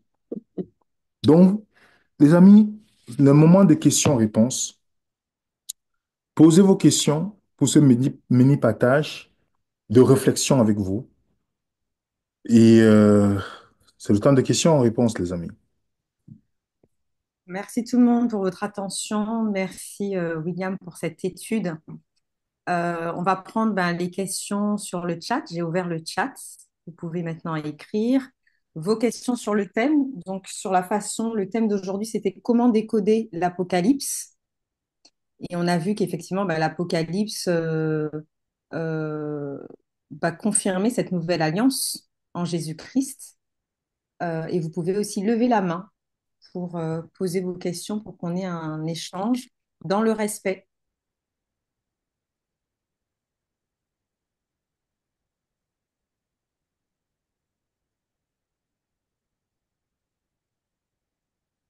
Je ne sais pas si à Montréal, tu as des gens qui ont des questions avec toi. Bonjour, nos amis de Montréal. Bonjour. Il y a des questions? On t'a posé une question. C'était quoi la Si on question? a des questions dans la salle, vous avez des questions? Vous avez des questions? Pas pour l'instant. Pas pour l'instant. Pas sur le sujet. S'il y a des questions, vous n'avez pas de questions, on peut boucler maintenant, là. S'il n'y a pas de questions, on passe. Les mains levées et le temps que les personnes écrivent, on va laisser la parole à Lucie. Lucie, à vous la main. Merci beaucoup. J'ai écouté avec beaucoup d'attention, hein, parce que bon, la semaine dernière, j'ai appris ce que c'était le prétérisme. Tu nous as présenté ta vision du prétériste. Je savais pas du tout ce que c'était. J'étais un petit peu perdue d'ailleurs. Et j'ai été vérifier ce que c'était. Alors, cette vision prétériste, j'ai appris qu'il y avait deux manières de voir les choses. Une manière qui est complète, c'est-à-dire qu'on considère que les événements sont déjà complètement finis, terminés, quoi. Il n'y a rien après. Et puis une vision qui est partielle, c'est-à-dire qu'on considère que l'Apocalypse nous présente des choses qui sont déjà passées, donc à l'an 70, et puis que il y a éventuellement l'enlèvement qui pourrait venir ou des choses comme ça. C'est ce que j'ai appris, hein, grosso modo. Et je me suis demandé dans quelle euh, vision toi tu étais, William. Si c'est et donc aujourd'hui j'ai compris finalement que c'est plutôt Enfin, j'ai d'ailleurs trouvé bizarre que un concept comme ça soit divisé quoi. Déjà, ça me semblait bizarre. Quand on a une vision, elle est assez générale, elle est une quoi complète. Et là, c'est déjà prétérisme est divisé en deux. Donc déjà, c'est bizarre. Et puis, avec la présentation d'aujourd'hui, ce que je peux comprendre, c'est que euh, ce prétérisme que tu as comme vision, elle est, elle est totale. C'est-à-dire qu'on n'a pas à attendre encore d'autres événements. Avec un bémol, c'est-à-dire qu'au début, tu as dit qu'il ne faut pas qu'on confonde la fin des temps et les temps de la fin. Ou alors peut-être on va apprendre d'autres choses, je ne sais pas. Enfin voilà, j'ai beaucoup de questions auxquelles je n'ai pas trop de réponses là. J'ai plus de questions que de compréhension, quoi. Déjà, je suis Mais pas. si la présentation d'aujourd'hui, j'ai bien saisi, c'est-à-dire que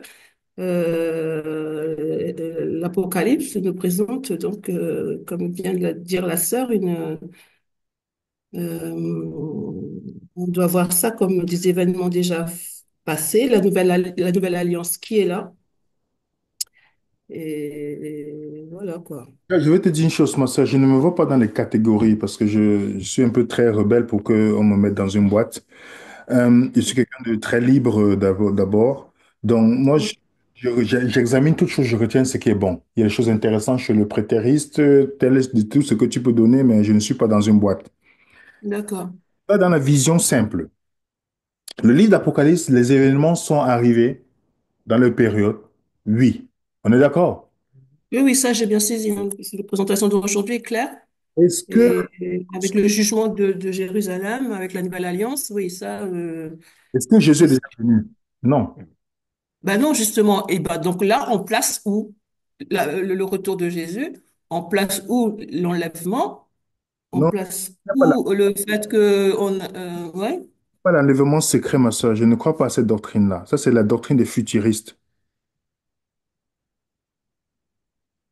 Donc, Et le fait qu'on est, excuse-moi, et le fait qu'on est à vivre sur cette nouvelle terre, hein, et tout ça au retour de Jésus, donc tout ça là, ça, c'est, tu peux pas de notre présentation, là. Je t'explique simplement que on est dans le livre de l'Apocalypse. Les événements qui sont arrivés, dont hum, les choses qu'ils vont vivre, les premiers gens qui ont reçu cette lettre ont vu ces prophéties accomplies. Sinon, Jean était un faux prophète. Jean était un prophète aussi. On est d'accord? oui, oui, Il reçoit une prophétie pour donner. Alors, qu'est-ce que Dieu lui m'a dit sur ce qui annonce une prophétie? C'est qu'elle arrive, non? Est-ce que ces gens ont vu oui. ça accompli à leur période? Oui. Le jugement de Jérusalem, oui, la destruction de Jérusalem, oui. De l'île après le divorce que Dieu va faire avec Israël. Et comme ce divorce est venu par l'adultère, il y a un jugement qui va venir sur la femme prostituée, la femme qui Oui, adultère.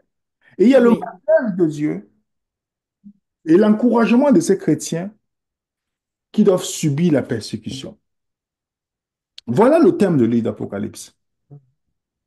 Alors maintenant, si tu me parles d'autres sujets là, on n'est pas dans le sujet, tu me parles d'un autre sujet. Si tu me parles de la nouvelle terre, la nouvelle cieux, toutes ces choses. Dieu a promis la nouvelle terre, les nouvelles cieux. Il a promis. Mais quand vous remarquez bien, il y a les événements dans le livre d'Apocalypse qui annoncent la nouvelle terre. Est-ce qu'on vit à ça? D'accord. Ok. Non. Et pas encore. Le thème général, c'est le jugement de Jérusalem. Mhm. Tu vois? Et eux, ils devaient comprendre ça. Eux, ils devaient aussi comprendre qu'il y a l'espérance à venir. Quand le Christ va venir établir son royaume, il y a l'espérance. Donc, ils doivent subir, persévérer. Le mot persévérance apparaît dans le livre d'Apocalypse. Pourquoi? C'est ce qu'on a vu aussi dernièrement, oui. Mhm. Voilà. Donc, mais les gens D'accord. de Matthieu 24, ils ne comprennent pas que Matthieu 24, en fait, c'est Jean est en train de nous montrer le déroulement, en fait, de Matthieu 24. C'est Ok. une guerre. Il y a toujours des bruits de guerre. Toutes ces choses-là, j'ai une présentation sur Matthieu 24, je vais vous montrer comment les historiens placent que toutes ces choses sont déjà arrivées. Mhm. Mais quand un futuriste lit Matthieu 24, qu'est-ce qu'il vous dit toujours? Que c'est les choses qui doivent venir. Le frère va haïr son frère. Vous pensez que ce n'est pas existé, qu'il n'a jamais subi la haine d'un chrétien? Que l'amour de plus grand, on va se refroidir. C'est dans le futur que ça va se refroidir. Non, ça existe déjà. Je connais les gens qui sont comme le refroidissement climatique.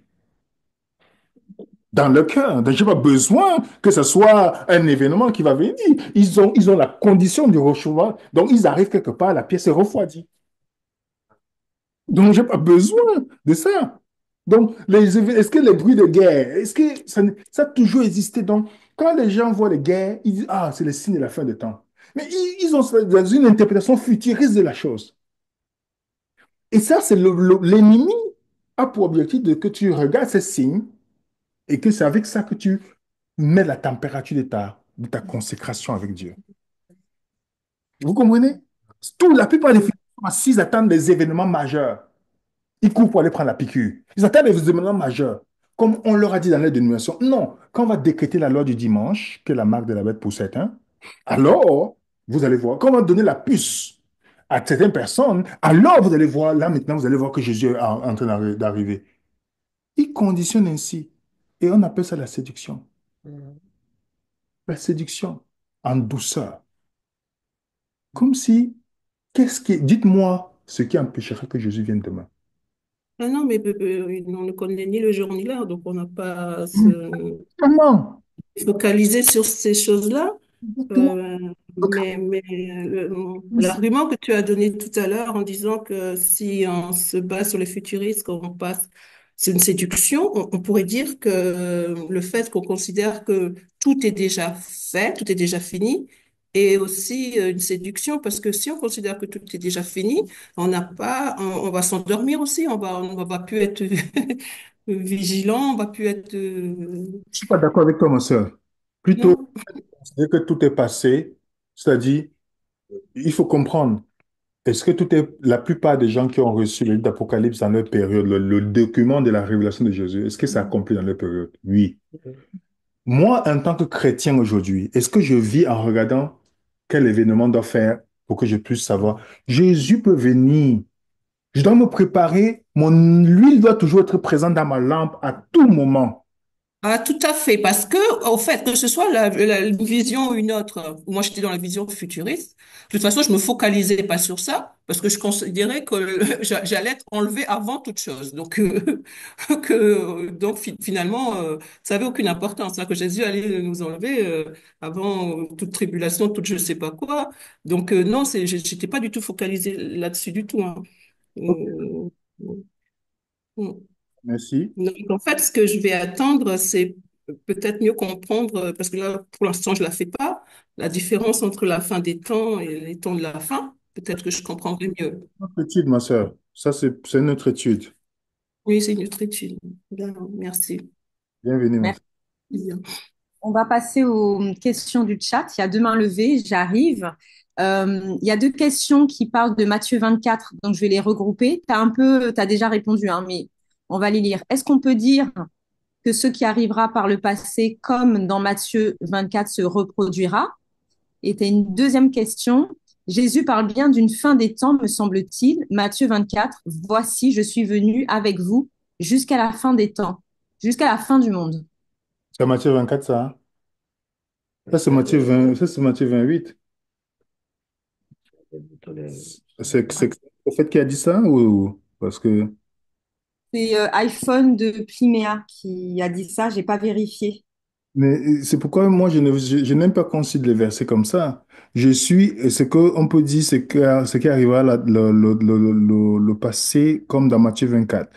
Il y a des événements qui se répètent. On est d'accord? Ouais. Il y a les guerres, il y a les famines, toutes ces choses qui se répètent. Mais pour moi, est-ce que ça détermine le retour du Christ ou pas? Parce que les gens vivent les guerres chaque génération. Chaque parent a vécu en disant, ah, c'est peut-être Jésus venait dans leur époque. On est d'accord, n'est-ce pas? Mais Mhm.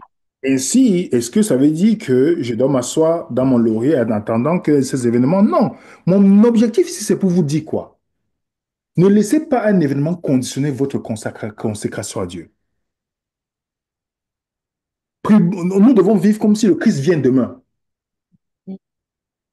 C'est ça, comme si, je ne dis pas qu'il va venir demain, mais on doit vivre et pas dans la peur, en fait, dans l'anticipation parce qu'on a hâte de le voir et qu'on finit avec ce monde. Vous voyez ce que je veux dire? Quand tu as hâte de voir une personne que tu aimes beaucoup, parce que tu sais que la rencontre avec la personne, tu vas passer de bons moments, qu'est-ce que tu fais? Tu es dans l'anticipation. Mhm. Tu vois, tu es excité. Mais si tu attends que la personne vienne, OK, qu'on fasse quelque chose pour que tu sois sérieux, ça veut dire que tu n'es pas amoureux, tu n'attends pas que la personne vienne à la demande. Tu es d'accord avec moi? Et c'est pourquoi beaucoup de religieux ne sont pas dans cette condition. Pourquoi? Parce qu'ils n'ont pas l'amour de Dieu. Ils ont plutôt, c'est la peur qui les motive de se tourner vers Dieu. Et ça, ils sont déjà perdus, ils ne savent pas qu'ils sont déjà perdus. Si dans votre cœur, ou dans le mien, on n'est pas dans notre cœur, dans l'anticipation que Jésus, qu'on a hâte de le voir, on ne sera pas avec lui. Il est de Mhm. perdre du temps. Si c'est la peur qui est dans... Si tu te dis, bon, ok, j'ai peur, mon salut, toutes ces choses. Si c'est ça qui te questionne, si c'est ça qui est ta préoccupation, sache que tu ne seras pas avec lui. Parce que ceux qui vont être avec lui, c'est ceux qui ont hâte. Et chaque jour, pas parce qu'ils ont peur, mais parce que c'est l'esprit, c'est la seule chose qui peut leur donner la joie. Retrouver celui qui les a, le Créateur. Mais combien de chrétiens, une grande majorité de chrétiens, ils ne sont pas dans le cœur. Quand on dit Jésus vient bientôt, ils pensent à tout leur bien, tous les plaisirs. Ils disent, ah, c'est trop tôt, tu vois. Pourquoi servir? Tu vois, il y a encore des choses sur lesquelles ils sont encore confortables. Je ne dis pas que de ne pas vivre dans le confort, c'est pas ce que je dis. Mais ce confort-là est plus important qu'ils aimeraient encore qu'on prolonge encore la fin de temps. Pour qu'ils se marient, pour qu'ils font ceci, pour qu'ils font les enfants. Oh, mais tu vois, donc déjà, tu sens que ce n'est pas les vraies raisons qu'il est. Et moi, je vous dis, si vous êtes dans cette condition, hein, mais il faut que ce soit vous partez en boîte de nuit. Parce que il faut être honnête devant Dieu. Vous dire, Seigneur, je n'ai pas l'amour pour toi parce que je prends encore plaisir des choses de ce monde. Tu vois, Mhm. les choses de ce monde sont ma priorité. Donc, je ne suis pas prêt je n'anticipe pas que tu viennes. On anticipe seulement quand on sait que c'est quelque chose d'important pour nous. Tu vois? Donc, c'est pourquoi ça soit vous dit, il faut que ça se reproduise pour que ça arrive. Je suis pas. Il y a des choses les éléments qui se reproduisent, il y a des choses qui se répètent.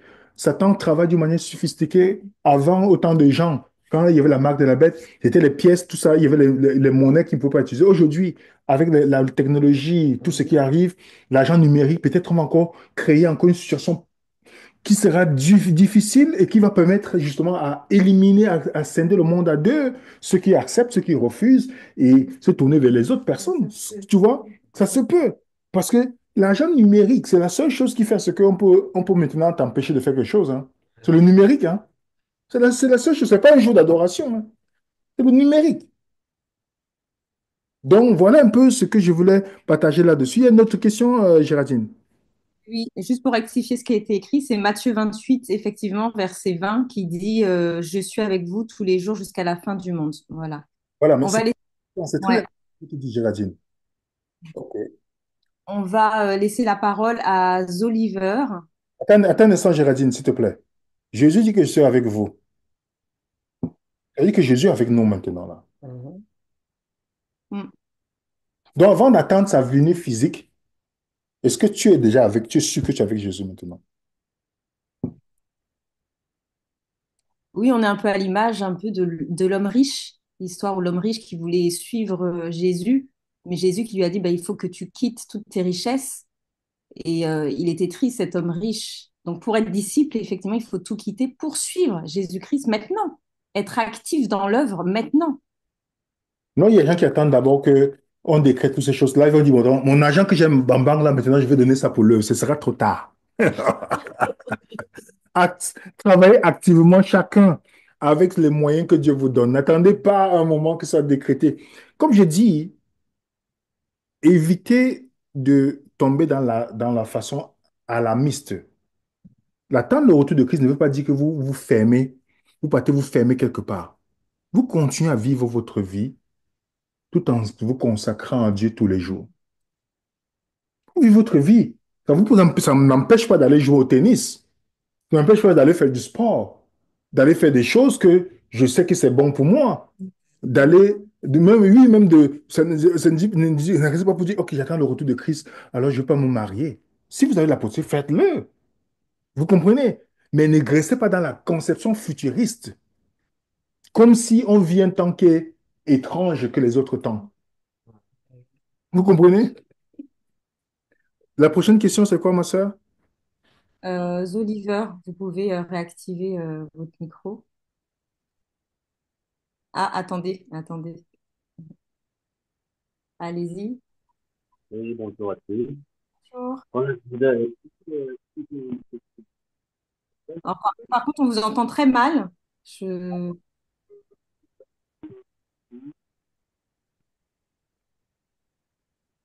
C'est un micro chinois, Vous Oliver. m'entendez? Voilà, Ah là. là, ouais, c'est super là maintenant.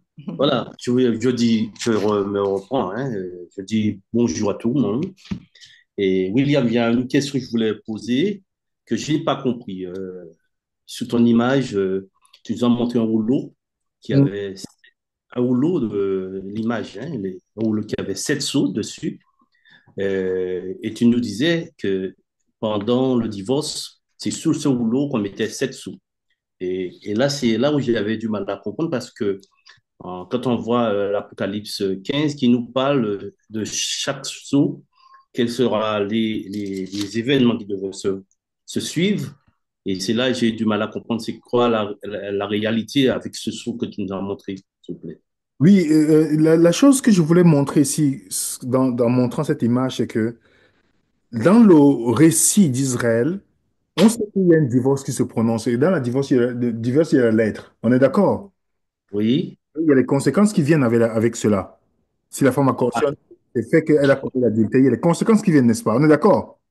d'accord, ok. L'imagerie de documents que Jésus tient, il est le témoin parce qu'il y a un témoin.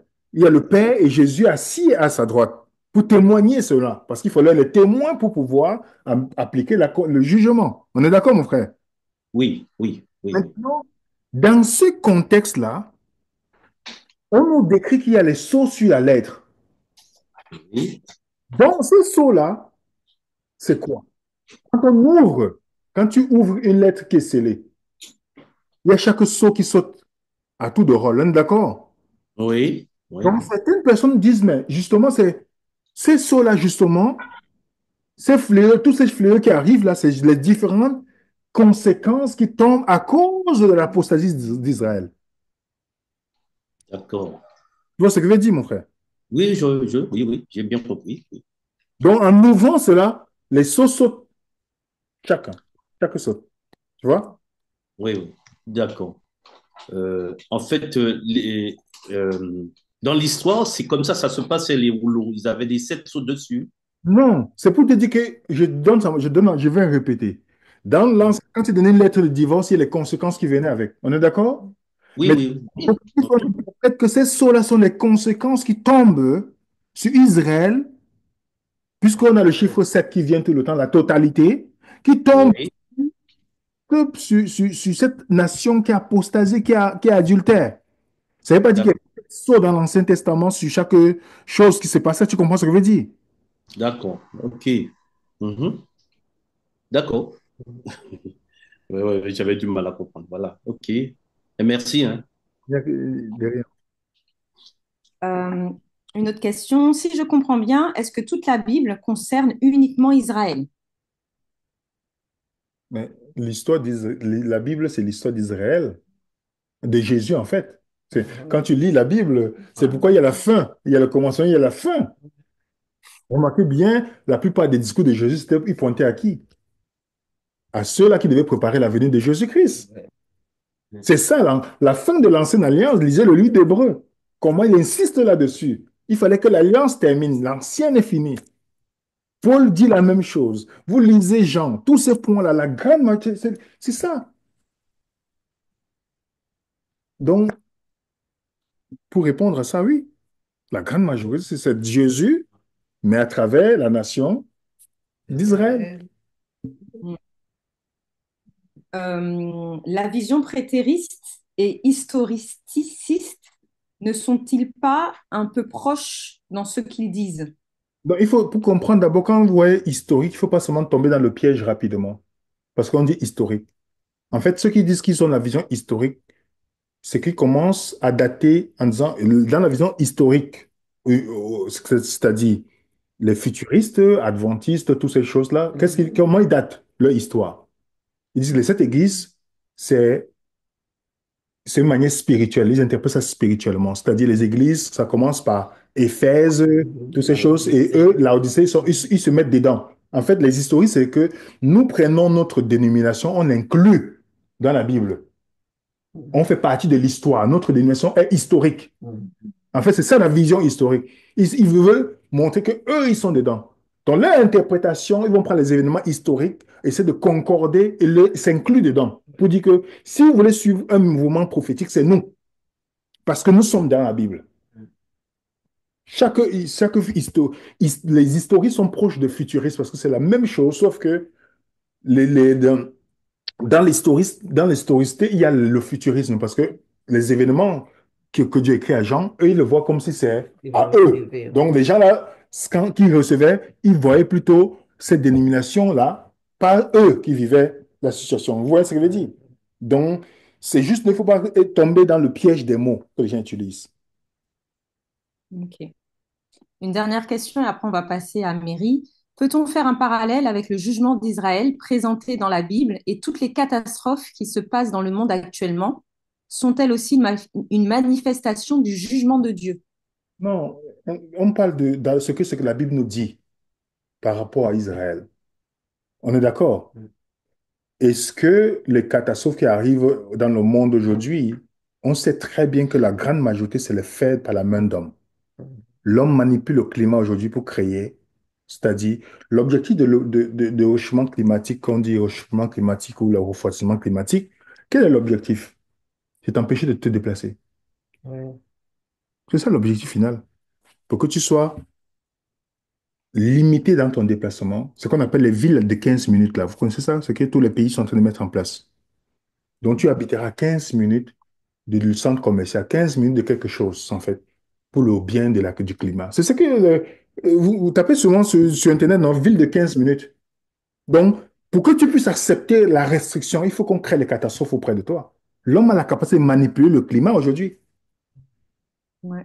Ce n'est pas nécessairement l'homme, les tornades, toutes ces choses. On le sait très bien. Quand vous regardez le ciel chez vous, vous que levez les yeux au niveau du ciel, vous voyez comment les traits d'avion, comment un avion peut faire demi-tour, faire des trucs comme ça devant vous. Vous avez vu ça? Vous voyez ça avant?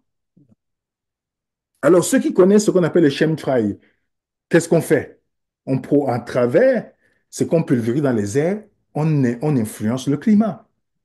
À Dubaï, vous avez vu ce qui est arrivé. Il y a la neige à Dubaï.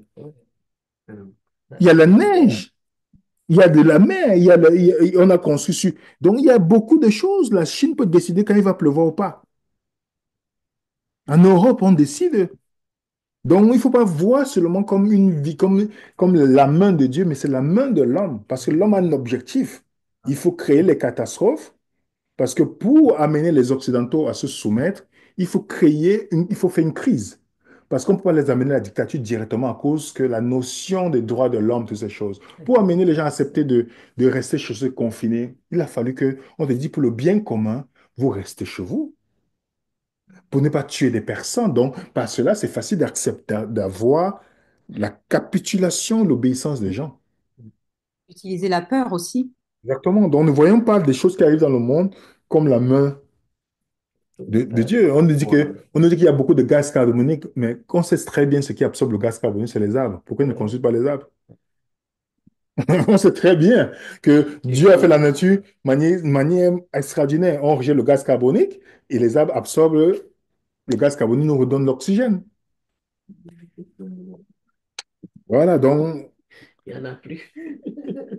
il y a d'autres questions? Oui, Mary, je vous laisse la main. Vous pouvez réactiver votre son. Bonjour. Oui, bonjour, vous m'entendez? Très bien. Oui, bien bonjour frères et sœurs. Alors oui, William, tu as répondu un petit peu en partie euh, à, à ma question quand le frère t'a parlé des sceaux. Parce qu'en fait, ce que je voulais juste, c'est savoir si j'avais bien compris par rapport à tout ce que tu as expliqué, surtout de ce divorce qui a été fait avec l'ancienne alliance. C'est-à-dire que Israël, ils ont une partie d'Israël, parce que c'est pas tous, a tué quand même le Fils de Dieu, Jésus, qui était censé les libérer. Ils l'ont tué, donc ça ne pouvait pas rester sans être puni. Et donc, en fait, euh,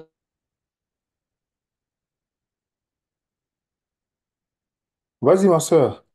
Je vous entends plus, Mary. Je pense qu'il y a un problème de connexion. Mary, vous nous entendez? Je vous redonne la main tout à l'heure.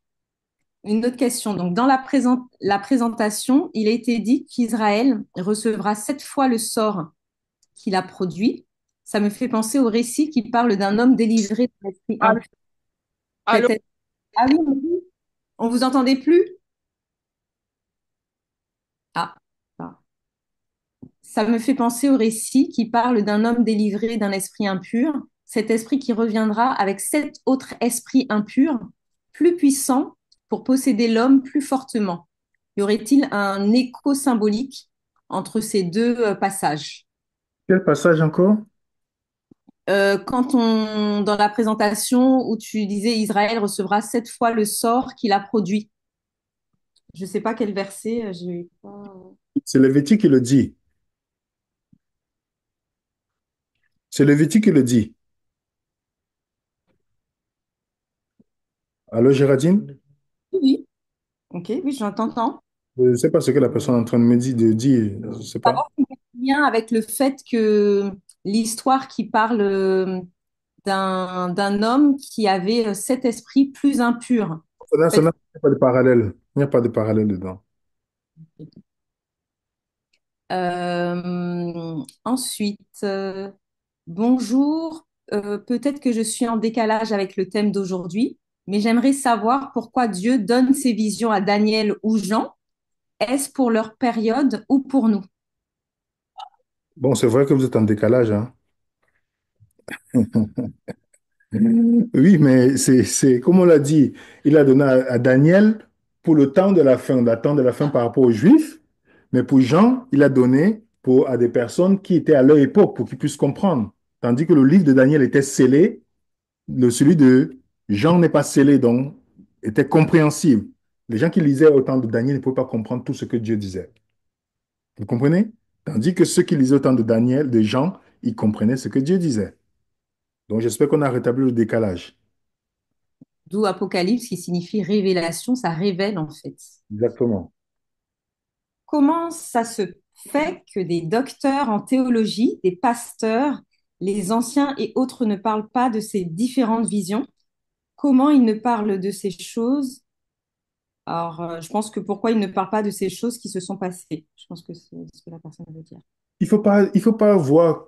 Je pense que déjà, il y a une tromperie sur la marchandise dans le christianisme. Le fait déjà que les gens n'ont jamais vu un pasteur diriger dans le Nouveau Testament. Quand vous dites ça, certains chrétiens disent, oh non, c'est pas grave.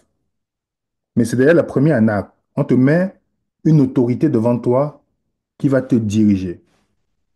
Moi, je peux faire Jésus comme mon pasteur parce que c'est lui qui peut me diriger. Et si tu suis un pasteur homme, c'est normal qu'il va t'amener sur un autre chemin. Et la plupart des pasteurs sont tenus à la laisse aujourd'hui par l'argent. Parce que quand il n'a pas fait son diplôme de théologie que je trouve inutile, excusez-moi, ce n'est pas une insulte, moi je trouve que c'est inutile. Vous comprenez? Parce que quand vous partez étudier, je vous donne le retour des pasteurs avec qui j'ai discuté, ils m'ont dit, ils ont perdu du temps. Alors, tu peux étudier théologie, mais la vision d'une dénomination. Le jour que tu remets en question, tu perds ton emploi et ton diplôme, là, tu ne peux rien faire avec. Donc, eux-mêmes, ils sont victimes du système. Alors, il est préférable de se tourner en comprenant que les dirigeants juifs n'ont pas permis au peuple de reconnaître en grande majorité le Christ. On est d'accord? Cette leçon-là devait être une chose qui devait nous servir à nous autres qui vivons aujourd'hui. De nous dire, mais si tous ces gens qui avaient les oracles dans la main, comment ils ont pu manquer le Christ? Je vous pose une question à 100 dollars. Vous êtes prêts que je pose ma question? Vas-y, vas-y. 100 $, hein, t'as dit, hein? Oui. Pour monter à 100 francs suisses. C'est plus fort. Vas-y. Vous avez posé la question, mais ces gens avaient la Bible, ils avaient l'Ancien Testament, on est d'accord? Mais comment est-ce qu'ils ont vu que Jésus-Christ devait venir les défendre des Romains? Comment ils ont vu un Messie conquérant? Pourquoi ils n'ont pas vu le Messie tel qu'il est décrit dans la Bible? Quelqu'un a une réponse? Donnez-moi la réponse, s'il vous plaît. N'est-ce pas que chaque fois que vous parlez de les Juifs ont manqué la venue de Jésus, ils disent toujours que les Juifs pensaient que Jésus devait venir les délivrer des Romains. Il devait donner un Messie qui est venu conquérant, toutes ces choses. C'est pas ce qu'on dit tout le temps? Alors, où est-ce qu'ils ont pris ça? Pourtant, la Bible n'a jamais décrit un Messie conquérant. Où est-ce qu'ils ont pris? Vous savez où ils ont pris ça? Dans le Talmud babylonien et la tradition. Est-ce que vous avez compris, les amis? Alors, qu'est-ce qui a supplanté la parole de Dieu? Le Talmud et la tradition. Aujourd'hui, qu'est-ce qui supplante l'étude biblique des gens? C'est le livre des pseudo-prophètes modernes. C'est ça, les amis. Donc, quand vous leur parlez d'un Jésus, ils voient notre Jésus.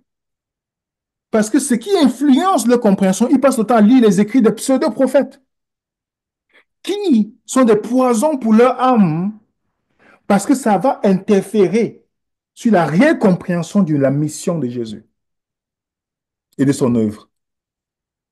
Donc, quand je me posais cette question, je me suis dit, mais comment? C'est après que je me suis rendu compte, en fait, beaucoup s'appuient sur le Talmud. Ils ont même laissé les écrits de Moïse. Parce que comment tu peux lire les écrits de Moïse et oublier que le Messie va être crucifié? Comment tu vas lire Ésaïe 53, tu ne sais pas que le Messie serait crucifié? Comment?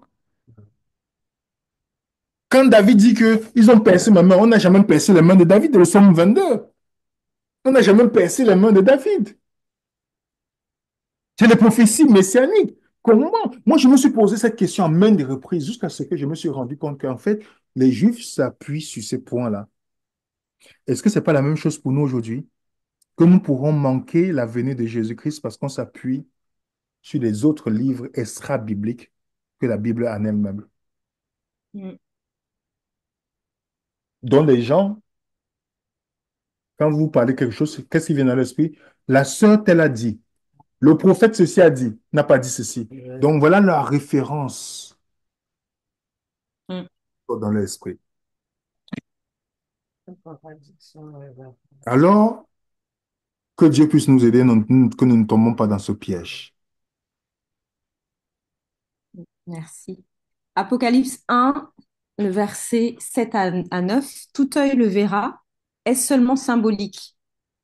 Mais, comme je vous dis, tout œil le verra, quel œil le verra? Ceux qui l'ont, ils verront quoi? Celui qui va venir dans les nuées, n'est-ce pas? Ils vont voir quoi? Qu'est-ce qui va venir dans leur période qu'ils vont voir? La destruction. Exactement, le jugement de Dieu.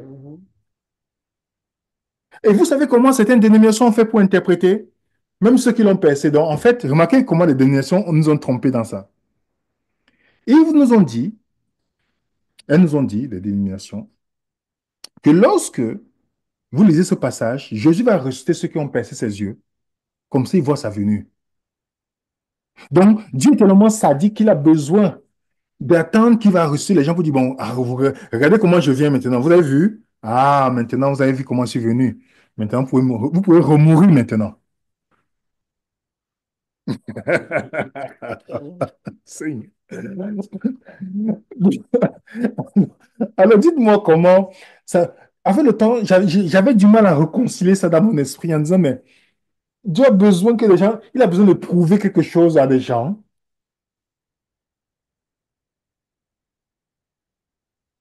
Donc, Non. nous allons essayer c'est pourquoi l'objectif dans notre partage aujourd'hui, c'est de d'inciter chaque personne de comprendre les thèmes bibliques. La nuée, quand la nuée descend, on voit qu'il y a un jugement qui apparaît. Donc, venir dans le jugement, la nuée Jésus qui vient dans la nuée, c'est-à-dire qu'il y a le jugement qui va venir avec sur eux. Donc, ils comprennent ce langage-là. Ils comprennent. C'est nous qui devons nous adapter à comprenant le code, les expressions. Et ce qui est intéressant, c'est que nous, aujourd'hui, on a la capacité de voir les références bibliques croisées qui viennent quand on voit un texte. On dit, mais où dans l'Ancien Testament, on retrouve le même texte se produit, ou la même situation se reproduit. Ézéchiel, par exemple, c'est un chef-d'œuvre. On voit le parallèle d'Ézéchiel avec Apocalypse. Je vous ai envoyé ça. Comment le petit livre, les gens disent que le petit livre, c'est une dénomination qui mange le livre, puis sa mère, c'est sucré. Pourtant, on sait très bien que c'est une expérience qui montre que c'est un jugement dit sur Israël. Il y a d'autres questions, ma soeur? Oui. Euh, attends. Alors, lorsque Jean a prévenu que le jugement arrivait, pour ceux qui comprenaient son message, mais que les Romains n'avaient pas laissé aucun d'eux vivant, est-ce que cela veut dire qu'ils ne pouvaient pas fuir dû au fait que ça tombait un jour d'hiver ou un jour de sabbat? Non, Jésus, dans Matthieu 24, il leur dit, priez que ce jour-là, ça n'arrive, c'est un jour de sabbat ou un jour d'hiver, parce que tu es inconfortable. Ouais, bébé. Mais on a vu dans la Bible que la révolte qu'ils ont fait contre les, les Maccabées, l'histoire des Maccabées, où ils ont compris que non, on peut pas accepter que chaque jour on vienne nous massacrer le sabbat, on ne fait rien. Ils sont révoltés. On est d'accord? Donc, c'était juste par l'inconfort que Jésus le disait, priez pour que ça n'arrive pas ce jour-là. Parce qu'il y a beaucoup qui sont attachés, tellement qui vont accepter d'être lapidés, frappés, tués, parce qu'ils ne peuvent pas se défendre le sabbat. Donc, c'était juste une mise en garde par rapport à l'envahissement des Romains, pardon. Les Romains devaient venir pour envahir.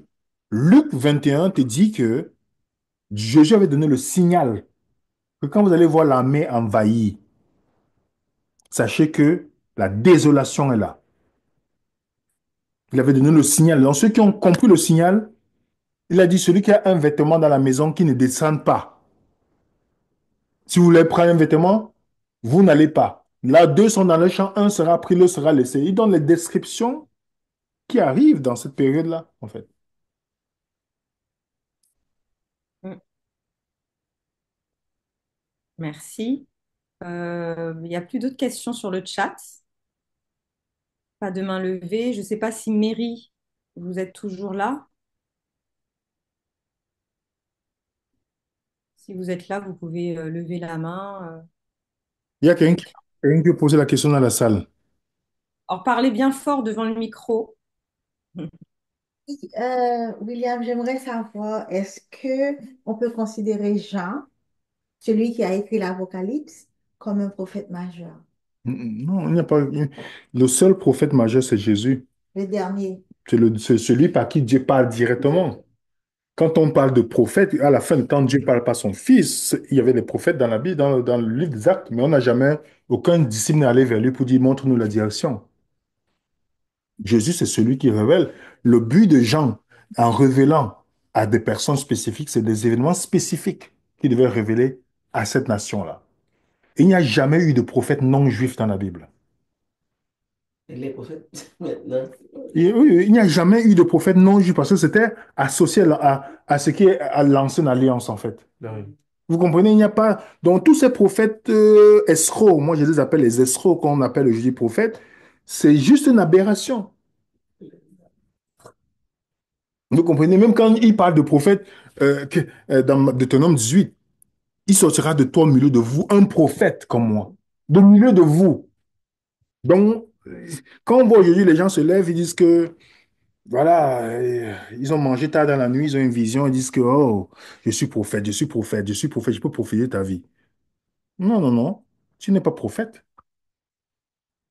Les prophètes vont venir. Luc n'a jamais été considéré comme prophète dans la Bible, parce que c'est un païen.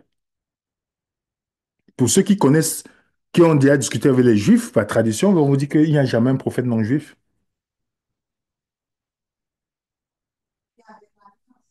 Oui, oui, c'est ça. Donc, nous sommes dans la nouvelle alliance. Jésus, c'est celui qui parle, qui est le seul garant. En fait, il n'y a pas quelqu'un d'autre.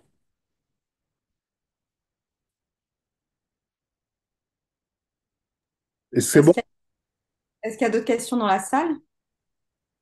Bon, si c'est bon, on peut clore par une prière. Il y a Mary qui va écrire sa question. Oh. Attends, parce que sa connexion ne fonctionne pas trop pour mettre le micro. Donc, continuons à étudier, les amis. La semaine prochaine, on va faire le chapitre 14, par la grâce de Dieu. On va voir c'est quoi l'évangile éternel versus l'évangile que les gens disent que c'est un message spécial des trois anges. On va essayer de décortiquer ça ensemble. Et tout à l'heure, vers